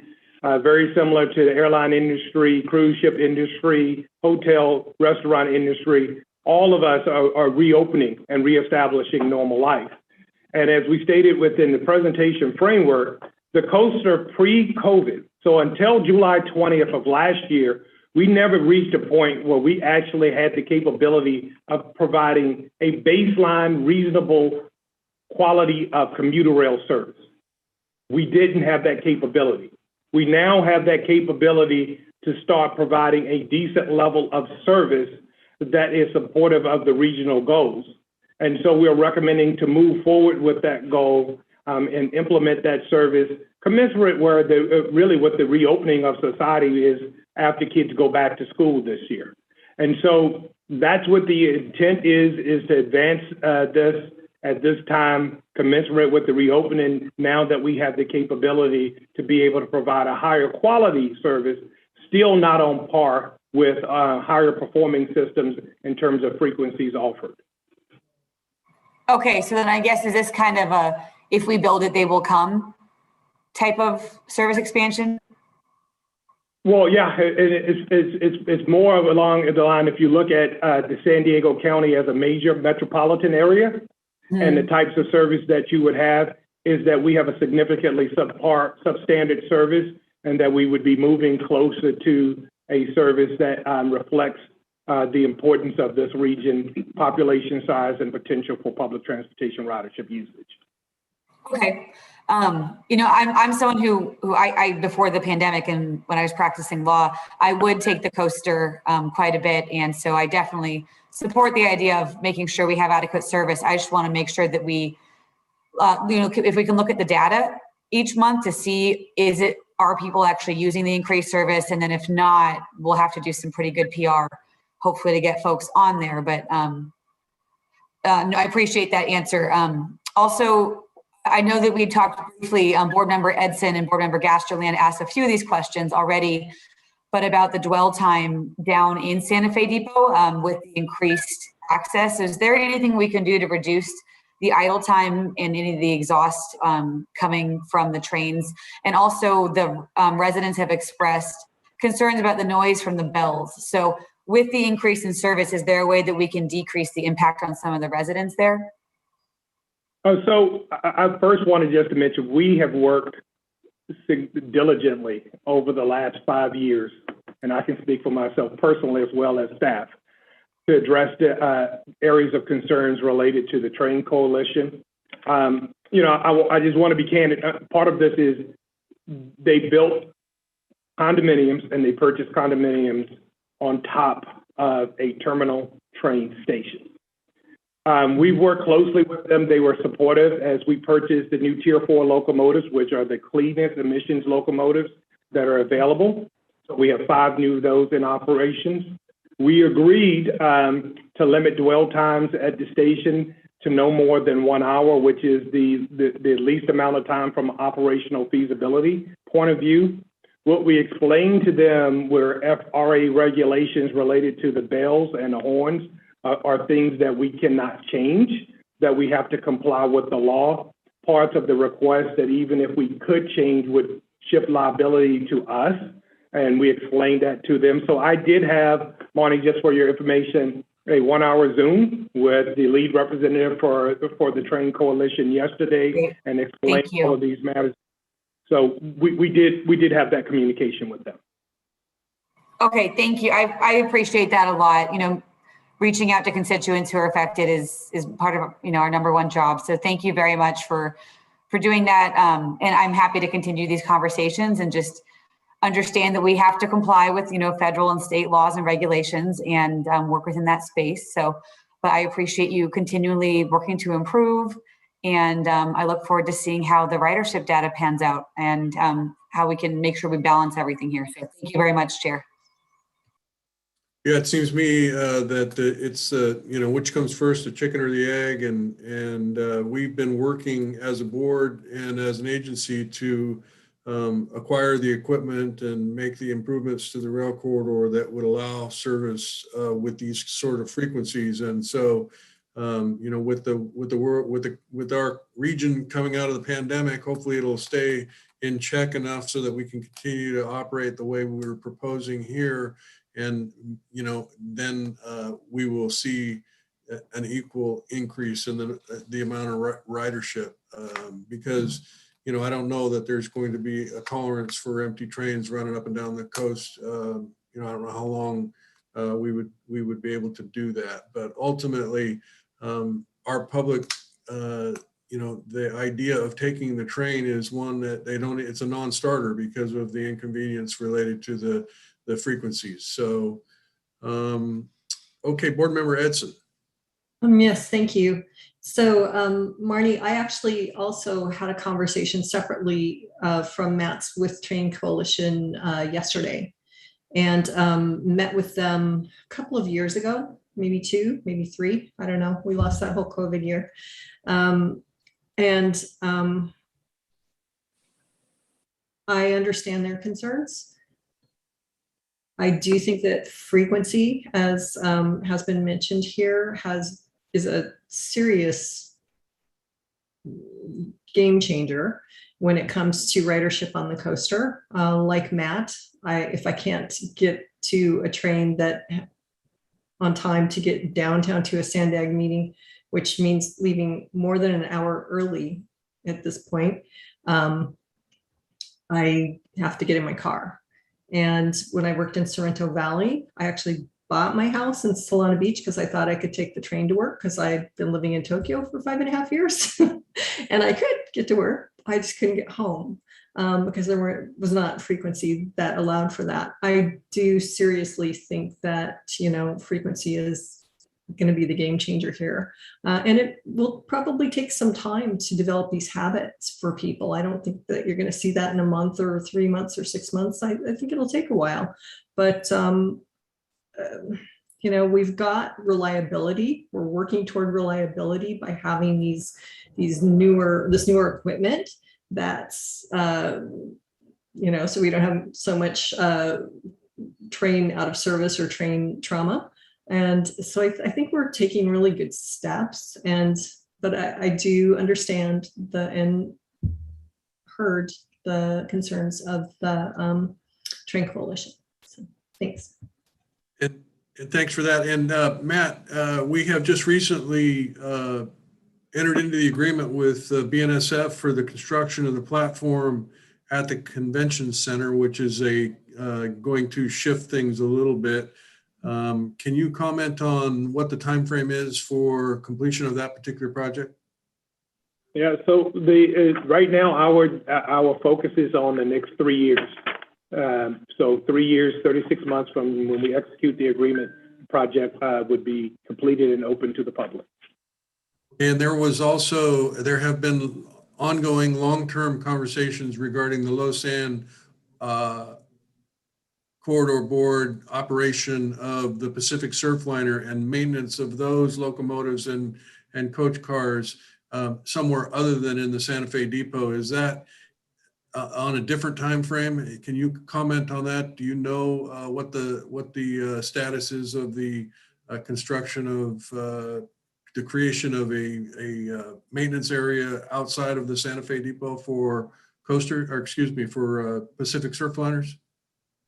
So the project we talked about, the convention center project, paves the way for that to happen. That is still being actively discussed. In fact, we had a pre-meeting with the consultants, and we have a meeting with BNSF, Lausanne, and the state next week to discuss the detailed planning. It's been discussed either at National City or within the BNSF yard as the location for the new Amtrak layover station. That won't obviate the need for Amtrak to be able to do some activities at Santa Fe Depot, because again, it will remain Amtrak's terminal location even after the convention center is built, but it will significantly reduce the amount of activity that occurs at that location. So significant change is on the way at Santa Fe Depot. But again, I will keep reminding people it is a terminal train station. Okay, thank you. And I would encourage Board Member Von Wilpert, if you haven't had a briefing on those projects, they might be really good to have a better understanding of exactly what needs to happen in order to make those all come to fruition. So thank you. Yeah, thank you, everyone. And I appreciate that very much, Chair. And thank you to everyone for being so kind and listening to so many constituents and having meetings. And I hope everyone out who's listening knows that you are heard here and you clearly have a really great board that wants to take on all these important projects. So thank you very much. Thank you. And are there any telephonic comments for this item, Anthony? No, sir. And seeing no more raised hands by board members, I would entertain a motion to close the public hearing and approve agenda item 16. So moved, Edson? Second, Jenkins?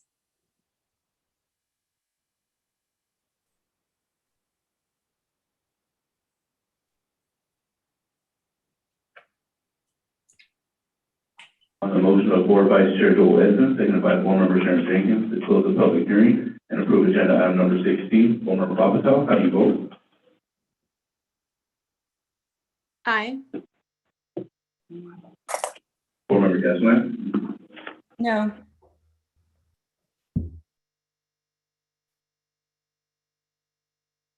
Board Chair Grant? Yes. Board Member McNamara?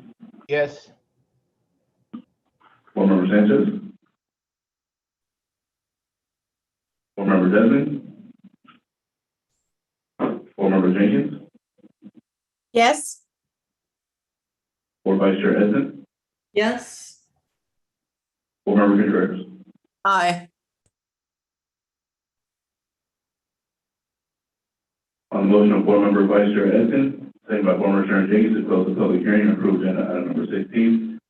Motion passes without board members present voting yes, with the exception of board members Sanchez and Desmond absent and board member Gasman no.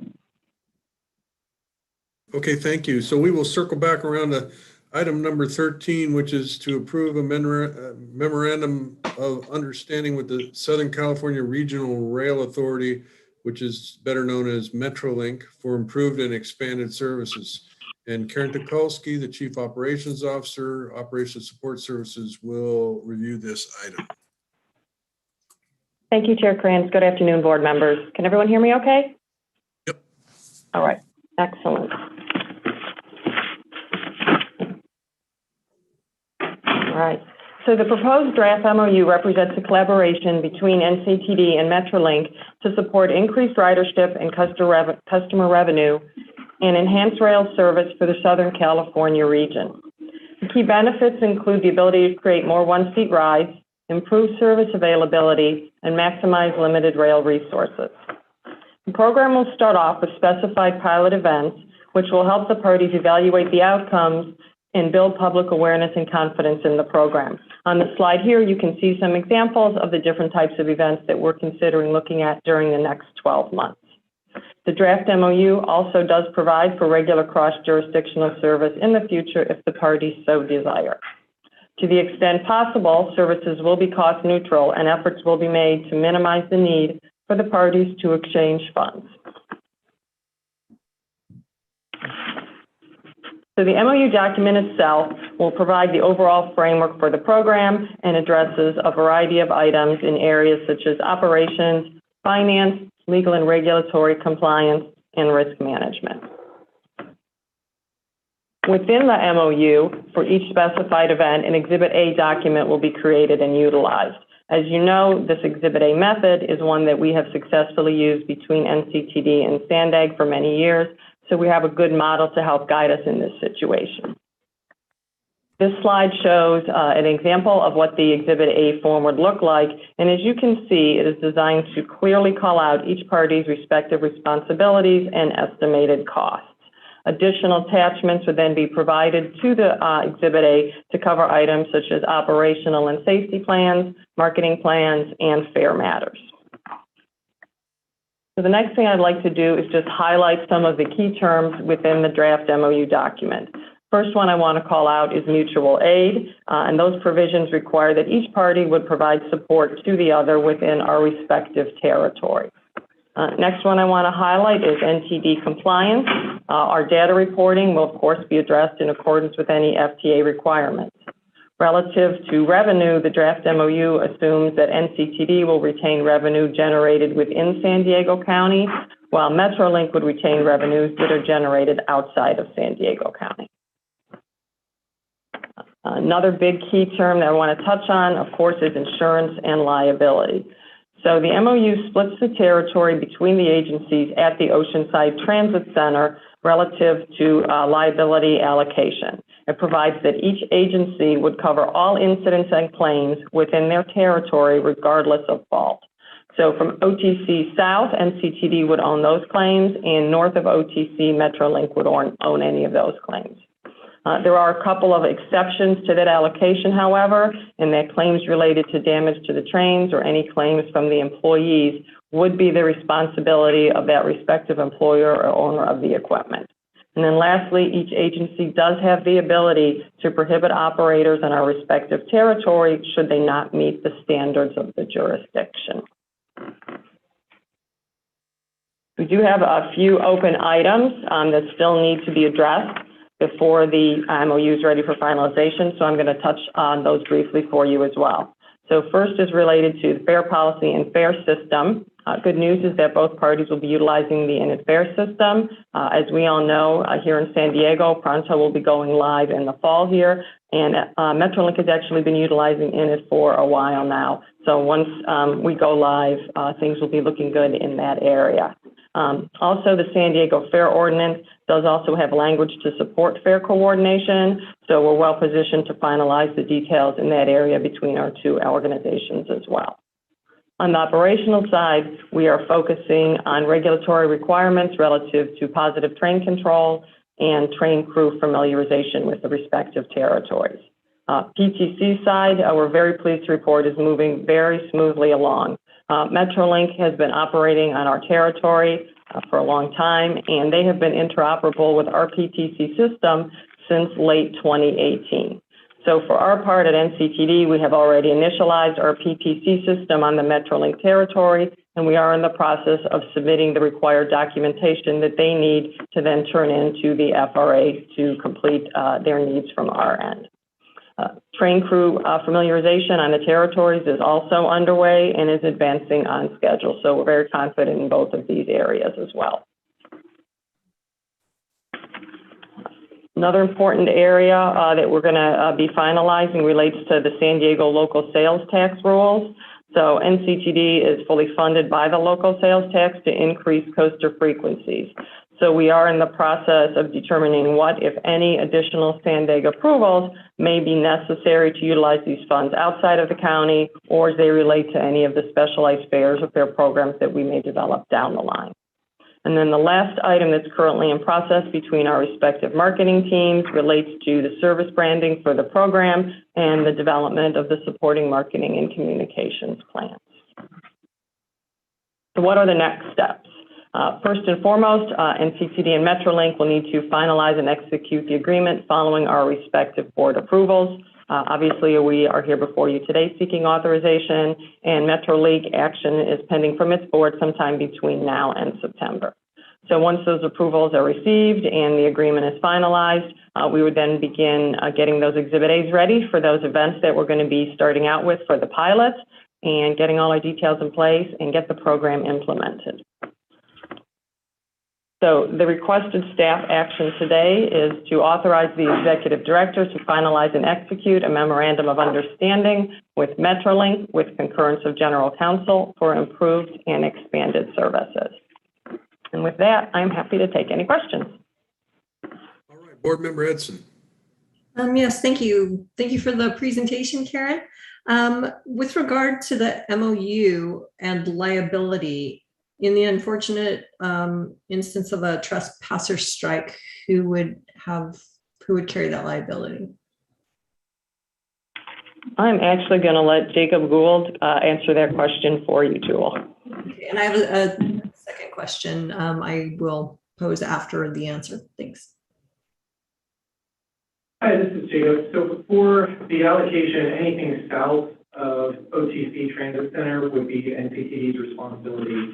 Anything north of OTC would be Metrolink's responsibility, and that would be regardless of this is a Metrolink train with Metrolink and coaster passengers, or if it's a coaster train with Metrolink passengers.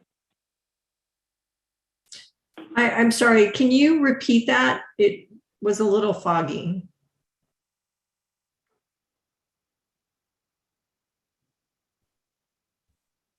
He's changing microphones. I heard the beginning, but not the end. He just drifted away. Thanks. All right, is this better? That's better. Thanks, Jacob.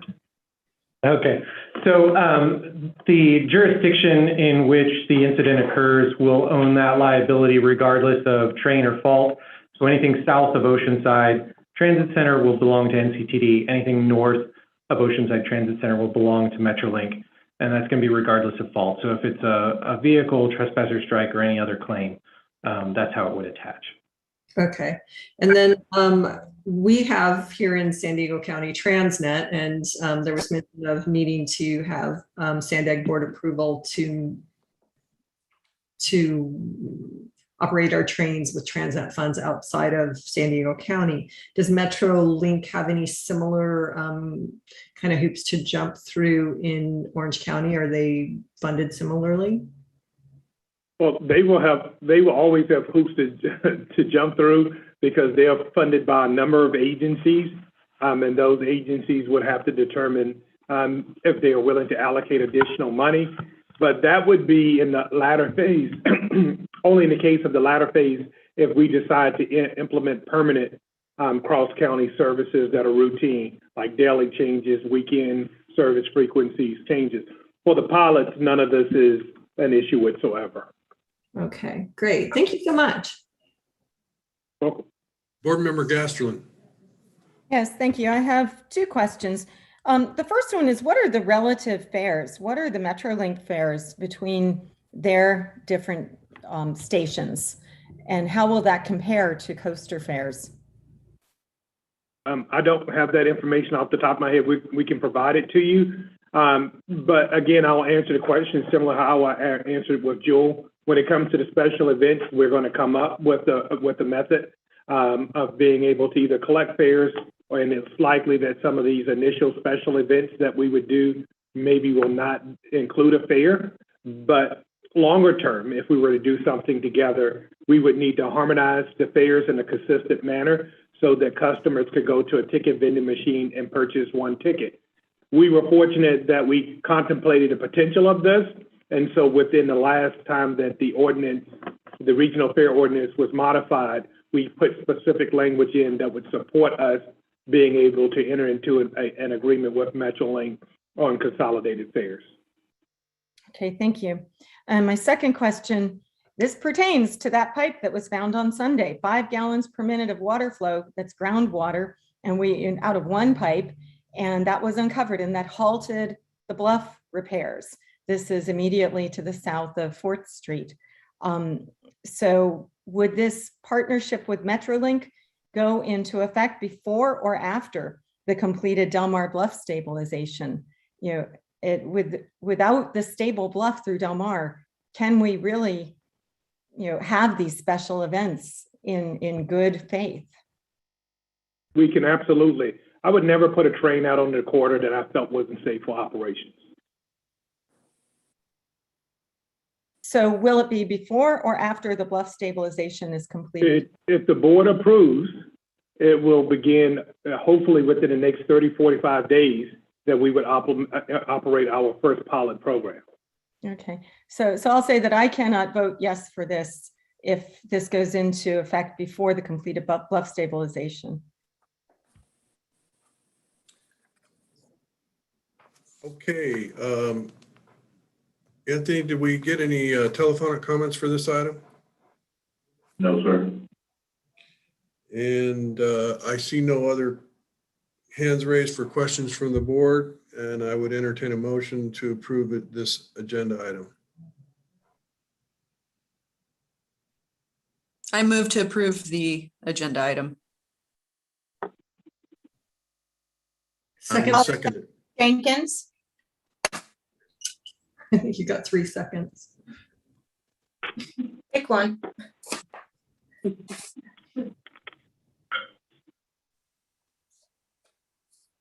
On the motion of Board Member Randy Contreras, seconded by Board Member Sharon Jenkins to approve agenda item number 13. Board Member Boxall, how do you vote? Aye. Board Member Gasman? No. Board Chair Krantz? Yes. Board Member McNamara, McNamara, yes. Board Member Sanchez, Board Member Desmond, Board Member Jenkins, Aye. Board Vice Chair Edson, Yes. Board Member Contreras. Aye. Motion passes with all board members present voting yes, with the exception of Board Member Gaston no, and Board Member Sanchez and Desmond absent. Okay, thank you. Moving on to item number 14. And as you're all aware, NCTD has been very successful in receiving discretionary grant awards combined with already having a robust capital improvement program. Accordingly, staff wants to keep the ball rolling during the period that the board is not scheduled to meet. Jennifer Taylor, the Chief Procurement and Contract Administration Officer, will review item 14, which is to provide the Executive Director with authorization to award agreements during the period that we are not meeting between now and August 31, 2021. Thank you, Chairman. Good afternoon, Board. My name is Jennifer Taylor. I'm the Chief Procurement and Contract Administration Officer. The item before you for consideration is to authorize the Executive Director to award specific agreements during the period of July 22nd, 2021 through September 15th, 2021 with concurrence of General Counsel. Board policy number 19 delegates authority to the Executive Director to execute agreements and task orders up to $200,000 and amendments up to $100,000, consistent with the board adopted operating and capital budgets. Pursuant to board policy number 4, each December the board adopts its schedule for the upcoming calendar year, and traditionally it chooses not to meet in the month of August with the understanding that a special meeting may be called as needed to transact district business for a specific purpose.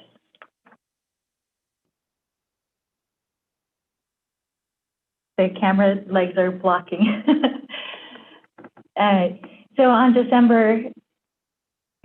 July 21st, 2011, the Board of Directors authorized the Executive Director back then to approve contracts through August 31st of 2011 to transact business because of the agency being dark and needing to move projects forward.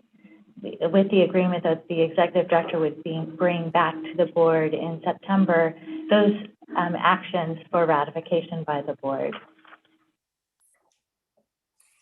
Staff is asking for limited authority to execute specific agreements beyond the authority delegated in board policy number 19 during this specific period to advance district priorities with concurrence with General Counsel. The staff report has an attachment with a list of the projects, and I have them on the next two slides. I'm just going to highlight a couple of them for you, as the staff report does have greater detail on each one. The control point songs double track is for preliminary design documents for the double track project, which includes replacement of bridges 207.6 and 207.8. We also have two design, build, operate, and maintain projects that will replace the CNG fuel stations at bus operations east for CNG and west for hydrogen fuel, which will also include an option for the purchase of hydrogen. And we do need to extend the MOU with MTS and SANDEG for the Compass Card program through the transition period, and enter into an MOU with MTS and SANDEG for the Pronto Fare Payment System. And with that, staff is requesting that the board authorize the Executive Director to award specific agreements during the period of July 22nd through September 15th, 2021 with concurrence of General Counsel. With that, I'm happy to answer any questions that you might have. Okay, thank you. This would have normally been on consent, but because there were some significant projects on there, we felt it was better to have an opportunity for any board members to ask questions and feel comfortable about this. So I currently see no raised hands. I also would note that General Counsel Lori Winfrey is also going to be involved in this process. So I feel pretty comfortable about it. So with that, I would move approval of this item. I'll second. This is Terry.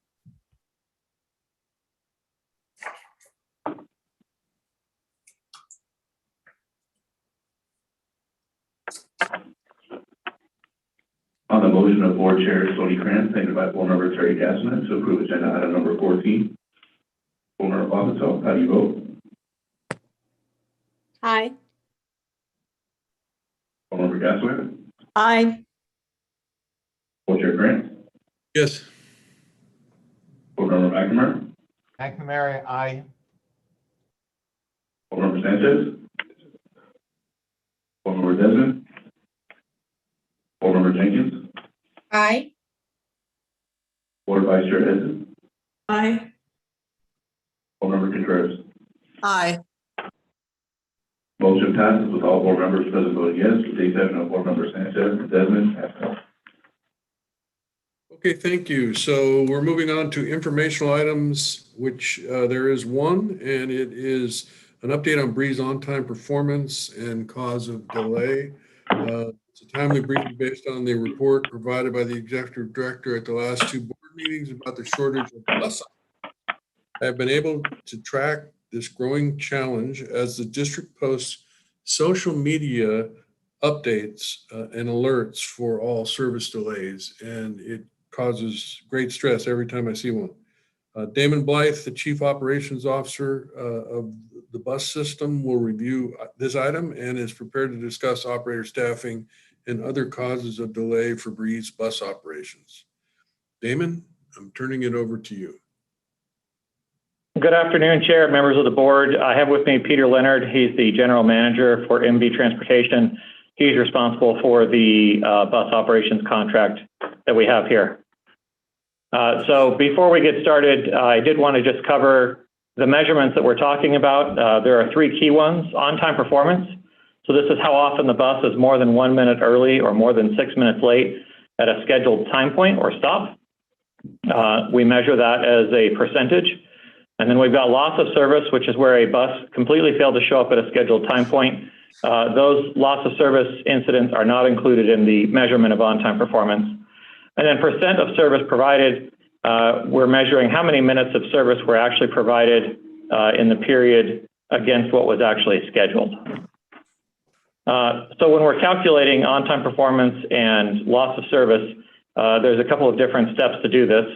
So first, we create the schedule for each day type in our scheduling application, which is called HAFTIS. That's done before the schedule change, obviously.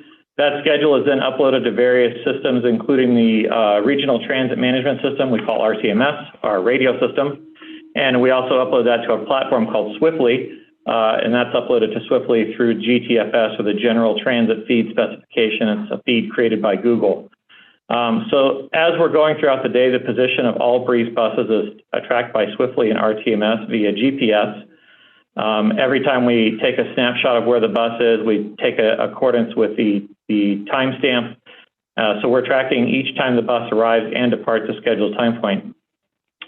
Trips that are canceled are entered into a log along with the calculation of the duration of lost service and the cause for that cancellation. And then at the month end, our NCTD planning staff compiles that lost service minutes with the OTP data from Swiftly, and that forms our complete picture of OTP and lost service for the month. So there's a lot of numbers on this chart. The two most important ones are at the very bottom down there: total percent of service operated and total on-time performance. So as you can see, the total percent of service operated is 99.88% for the period we're measuring, which is the fiscal year to date, so July through May. So right now, we've lost less than 0.25% of service that we were scheduled to operate. And the service that was operated was operated at over 90% on time. I go into a little more detail here into the actual causes of delay. As you can see, we have it divided out into a number of categories. And as you can see, the top two there are mechanical and operator staffing, with mechanical thankfully trending downward and unfortunately operator staffing trending upward. So that's continued here on this slide. The two colors I want to call your attention to are the gray, that's mechanical failures, and the red would be our operator staffing issue. So as you can see, the gray, we were trending pretty consistently, but however, we have started to trend down. And as I mentioned before, the red is trending up. So we've divided the period into two other periods. So July through February, as you can see, most of our failures there were due to mechanical issues with a smaller chunk of operator errors. However, when we went from March to May, you can see that a majority of our loss of service was related to operator staffing, and the next greater time was mechanical. The interesting things that happened in March and May, you had school starting to open back up, which means that we were trying to put more service out on the street. You have fair service starting as well, but more importantly, we did have operators that were choosing not to return back to work that were off. So we've sort of created the situation there. And I'm going to turn it over to Peter here. He's going to talk about the steps that MV is taking to address these challenges. Thank you, Damon, and good afternoon. As Damon mentioned, my name is Peter Leonard. I'm the General Manager at MV Transportation. This slide shows the improvements in mean distance between failures on a 12-month rolling average basis. As you can see, a year ago, we're under 8,000, and we're currently through May at 12,000. The month of May was our best performance to date on this contract at close to 19,000 miles, but our ultimate goal is 30,000 miles. Okay, and here are the reasons we attribute the actions we made to improve our mean distance between failures. We partnered with OEMs for on-site training. We implemented paperless checklists. We improved our PMI timeliness compliance to greater than 90%, and it was all the way down to 30% a year ago. We implemented efficiency training. We increased our parts stock, and we also replaced 30 buses in the last 12 months, decreasing our fleet average age from about 13 years to 9 years. Going forward, we will continue these actions, but also we will replace 30 buses by October, decreasing our fleet average age to six years. And I'm going to talk a little bit about the next slide, the New Flyer Technical Services and Materials Management Agreement. We're working with MV to implement an agreement with New Flyer. This is similar to the Technical Services and Material Management Agreement that we have with Siemens for the Charger locomotives.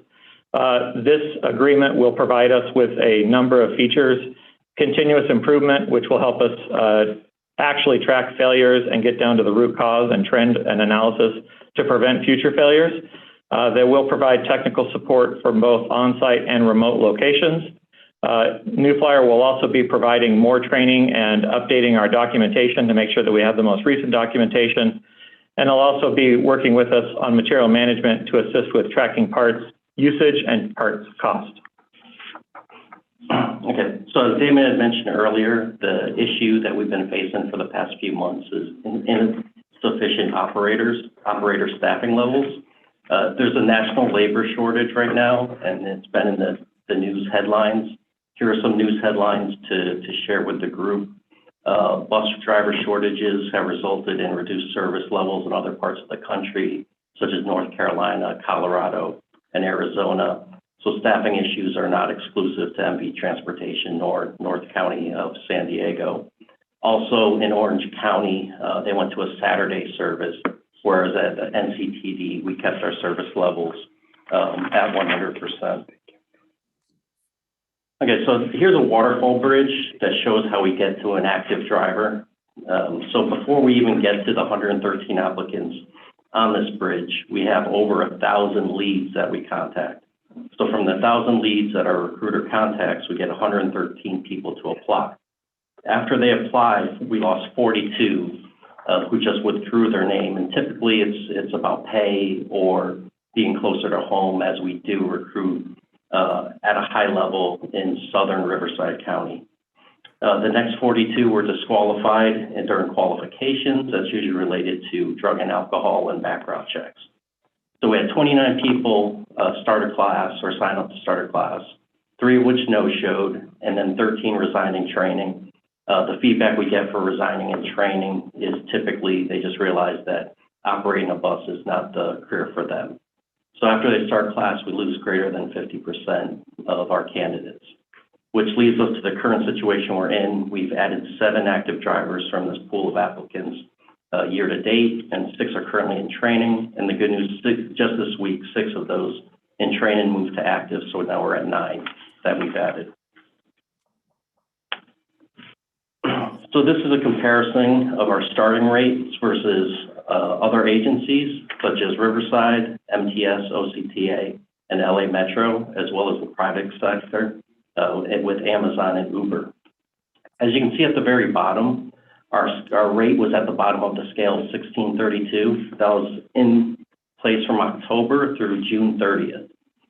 Starting on July 1st, we increased our rate. You can see in the middle of the slide, NCTD July 2021, to 1847. This put us in a much more competitive space with other agencies as well as the private sector. It is also the highest rate for contracted drivers when compared to the other agencies. We believe that this puts us in a much more competitive spot for candidates going forward. On July, plans to address operating staffing going forward. On July 17th, we implemented a new schedule to increase our workforce utilization. In conjunction with the union, we created a universal extra board, which allows paratransit operators to drive for Breeze. We are also increasing subcontracted lift trips to free up paratransit operators for Breeze. And in addition to increased wages, we have a hiring bonus and we have a dedicated recruiter. And that concludes our presentation for today, and we are available for any questions. Okay, thank you. I guess one of the questions that I would have is related to the when routes are canceled due to a lack of drivers. Is there an analysis done? How do you go about determining which routes will be canceled? It kills me each time one gets canceled because I just imagine somebody sitting at a bus stop waiting, wondering and dependent upon that bus. So I'm wondering if there's a way that we can, that riders could be made to understand exactly how this ends up happening. Right. So as we go throughout the day and we realize that there's going to be lost service because of too many people calling in for the day or just not enough people scheduled to begin with, we work closely with MV to make sure that service on the most frequent routes is canceled first. That way we can ensure that the routes that have less frequent service, like the stuff out to the casinos or up to Fallbrook or down, down into certain parts of the 332 and the 309 and the 101, are less impacted because those routes run less frequently. Most of the time we're successful, and so that means that a large majority of the time the service on, say, the 302 and the 303 and the 350, which are our 3 most frequent routes, those services are the ones that usually get canceled first. And then if we do have, an extreme shortage, then unfortunately some of those other routes sometimes do get affected. When we do know that we're going to have a service loss, as was indicated before, we do put that out on Twitter. We also, through the Swiftly platform, we can cancel the trip in Swiftly, which then for those passengers that are using either the transit app or Google to plan their trip, Swiftly will actually show them that that trip is no longer scheduled to run so that they can make other plans. And then in addition, our customer service staff uses Swiftly to answer questions to customers. And so without us having to pick up the phone or do anything, the message that that trip is canceled automatically gets over to customer service so that they're aware if anybody calls in, they can give that customer the same information. Okay, thank you. Board Member Contreras. Yeah, I just wanted to highlight the PMI, the preventative maintenance checklist. And I noticed here that it says that the maintenance technicians are, they're able to fill this paperwork on a tablet, which I think is great. Do drivers have the ability to also flag what they would perceive as possible mechanical issues, or is it just the maintenance technicians? No, so for quite a long time now, the district has actually used a platform called Zonar, which allows the drivers to do their driver inspection on an electronic device, their pre-trip and post-trip inspections. And so that device sits with the bus all day. The driver picks it up when they start the bus, and it actually has little tags, we call them, that are permanently glued to the side of the bus and on the dashboard and other locations. And the driver manually visits each one of those tags, which represents an area of inspection, and they perform that area of the inspection after they've tapped the tag. And so it allows us to, two things. Number one, make sure that the operator visited all areas of the bus while they were doing the inspection. But number two, also took the right amount of time to perform the inspection. Once they've completed that inspection and it's sent, it goes directly over into maintenance. And so they can take a look at that maintenance inspection and look at those things and determine if we don't need to send, if we can't send the bus out, then obviously we're going to try and replace it. Or if those defects are minor enough that the bus can continue in service, but we'll address them later on. And as far as training for the drivers to be able to, better understand the vehicle that they are driving, to identify these potential mechanical issues, what does that look like? So the mechanics, the operators are in their new hire training are trained on how to perform that inspection in accordance with DOT standards. So they go through and understand how to use the Zonar device and how to perform the inspection. As part of the New Flyer agreement that we're seeking, we're actually going to be bringing enhanced operator training into that agreement so that we would be training the operators to be even more in-depth in their knowledge about the mechanical aspects of the bus and how to perform those pre-trip inspections on an even more thorough basis. Well, that's fantastic news. And then we're going to be changing our fleet over to different technologies, right? And looking forward to, in the future with more hydrogen buses. So I would assume that, some of these trainings would need to be conducted more frequently as we transition our fleet over to different types of technologies. Absolutely.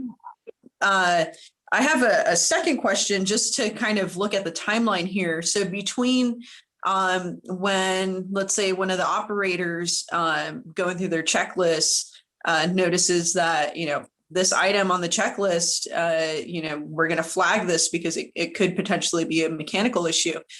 From the time that it's flagged to the time that it is reviewed, what does that look like? It depends on the nature of the incident. So if the operator, they have a checklist of things that are no-go, so in other words, there's a list of things that they're not allowed to leave the yard with that part, not working, malfunctioning. So if that happens, they're on the radio with dispatch or on the phone with the road supervisor in the yard to say, hey, I can't take this bus. I need to get a different one, and we'll make a different bus assignment. If it's something that's more minor in nature, the maintenance department reviews those after pullout to determine, okay, well, we need to make sure that we repair that tonight, or like I said, it may be deferred later on if it's something really truly minor like a scratch or something like that. Okay, well, I'm really excited about the focus on preventative maintenance. That truly will have a positive effect on the buses being on time, on their how long we're able to keep them in service, and looking forward always to getting to that goal of zero delay. So I appreciate the enhanced steps that we're taking towards preventative maintenance. It absolutely is crucial.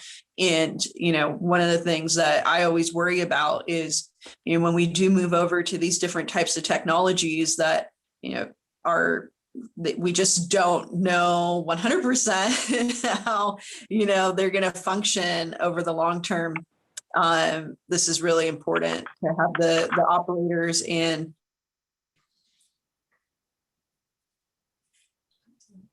sync with one another. So I appreciate this step towards getting to zero delay. Thank you. Board Member, Vice Chair Edson. Yes, thank you. I appreciate the presentation, the questions, and the answers. Thank you so much. You mentioned with regard to the national labor shortage and adjusting the salaries, a new starting salary of $18.47 an hour. What's the salary range? Is there upward mobility? Yeah, so the salary range is dependent on your seniority. The current salary range right now, because of that adjustment, goes from $18.47 to a little bit north of $29 an hour. And that depends on the number of years you've been operating the bus. Right now, our current salary, the current salary band stops at 17 years. Over the next 5 years, that will progress downward so that the top operators are earning the top wage after 10 years. Thank you. I think that's important information because a lot of jobs may have that lower entry level salary, but not a lot of upward mobility or opportunity. So I think that that's a good thing to highlight with the pool. Thanks. Applicant pool. Okay, thank you. And Board Member Gasterlin. Yes, my question is related to Board Member Edson's question and pertains to this slide. With the labor shortage that's going on, at the same time, what we're seeing is just off the charts admissions and acceptances to all places of further education. And I'm wondering if within NCTD there are opportunities for training. So not just for moving up, but for cross training, for training. Can these NCTD bus driving positions really be marketed as, a career? And to what extent do you do that now? And when, last part of the question is, and when do you see this labor shortage ending? Are you going to have to start paying more to everybody across the board in order to really close the gap? I asked three questions at once. Yeah, so just for clarity, the positions actually work for MV Transportation. There are some levels of ability for people to promote from bus operator to other positions, tied primarily to their knowledge, skills, and abilities to be able to perform other duties. There are also opportunities for these employees that start as bus operators to go over to our rail side of the shop. And on our rail side of the shop, we've created a really strong ability for people to come in as a non-Federal Railroad Administration qualified train operator or train attendant, and to be able to go over to the coaster side and work as an FRA qualified engineer and conductor, which could pay up to $100,000. So there are these opportunities, but people have to take advantage of them. Bus operators, typically, traditionally, it's been a career for bus operators when they come into the business. One of the things that we had to deal with was when I arrived, that the district had a 5-year, $80 million plus deficit. And so we had to make decisions to manage a 5-year, $80 million deficit. Most of the board is aware we have a budget that's a little over $100 million. So we're talking big money. So what we've done is to work with MV. In fact, last year when we adjusted the salaries, we increased the salaries to that bottom number. We increased that number, but we also made a change so that the health program over the next 5 years would move to an 80-20 match, i.e. the company would cover 80%, the employee would pay 20%. We are actively engaged based upon the feedback that I've gotten from operators in terms of things that we can do from a training development point of view, so that people can feel like this is more of a career, a lifetime career as a bus operator. Bus operator jobs historically were viewed as middle-class jobs for folks who had a very limited technical skill set, that they could do that and be able to retire. So one of the things that we want to make sure is that we restore some of that in terms of how we train people, obviously with the wage and benefit package adjustments that we've made. We're headed in that direction. As it relates to the labor shortage, if I could predict when that's going to be over, I can assure you I'd probably be on Wall Street. But it's a big deal issue because it's a national issue of truck driver and driver shortage, period, combined with other shortages. We don't know exactly how this will play out, but I do suspect as we get closer to September and some of the changes with the enhanced unemployment benefits, likely we're going to see a lot more people applying for jobs and looking to come back into the workforce. Likely some employees that have been out long-term related to the pandemic, not ill, but just have been out long-term, will choose to come back to work as well. That's going to be the timeline. We have to be careful. You look at this chart, we made a really significant dollar move in terms of this wage. And that wage impact was not just to new employees. It resulted in an increase for even existing employees. Another significant baseline increase, remember these are permanent. We don't get to walk these back. They become permanent. And so we have to be very, very, very, very, very pensive. So far, so good with some of the remedial steps that we've taken. We have seen, I don't think I've seen loss of service due to lack of personnel since we've implemented the optimized schedule. And I'm hoping that combined with us hiring people, getting more people in place, making some of the changes in paratransit, and hopefully, again, getting more applicants through the door will put us in a better posture going forward. Great. Thank you, Matt. And I have to say, I have an enormous amount of respect for our NCTD bus drivers. I use the 101 to get to campus at UCSD on a regular basis. I gave up. We're a one-car household because of NCTD's 101 bus being really very reliable. And I truly appreciate the NCTD bus drivers. Okay, thank you. Yes, I do too. Recently had an opportunity I needed to have my bicycle repaired. And so getting downtown to pick up my bike, I took the bus and I used Google Maps. The Swiftly system works very well. Everything that was quoted to me in the Google Maps app was accurate, and it gave me a really good picture of what the wait times would be and such. And that's great to hear. So I appreciate that. The other thing I would just comment is that this is a pretty good example of how, as a country, we have made public transit kind of go begging for resources. And it is a little embarrassing to see those wages for such an important job. Not only for those people that that just think of the things that the people that are riding the bus are going to. They're either going to the doctor or get groceries. There are people that are transit dependent. And you would think that we would consider that the role of the driver of that machine to be more important. So, but I'll get off my soapbox because I don't see a significant change to that happening anytime soon. One question related to the maintenance, the new flyer agreement is that I see that it's got continuous improvement. I know that was one of the features of the Charger locomotive and the Siemens agreement is that, they can track, issues that are developing in their equipment based upon data, not just from NCTD, but from other agencies. Is that true with this new flyer agreement? Well, they're going to be able to track our information. So what we're doing here is not done in the industry. So we are trying to break new ground. So we will have remote and predictive analytics as part of this process. What we're trying to do is push New Flyer and the rest of the bus industry to have much more robust accountability for their sub-suppliers, for their direct suppliers, for their own construction, and overall performance of a vehicle.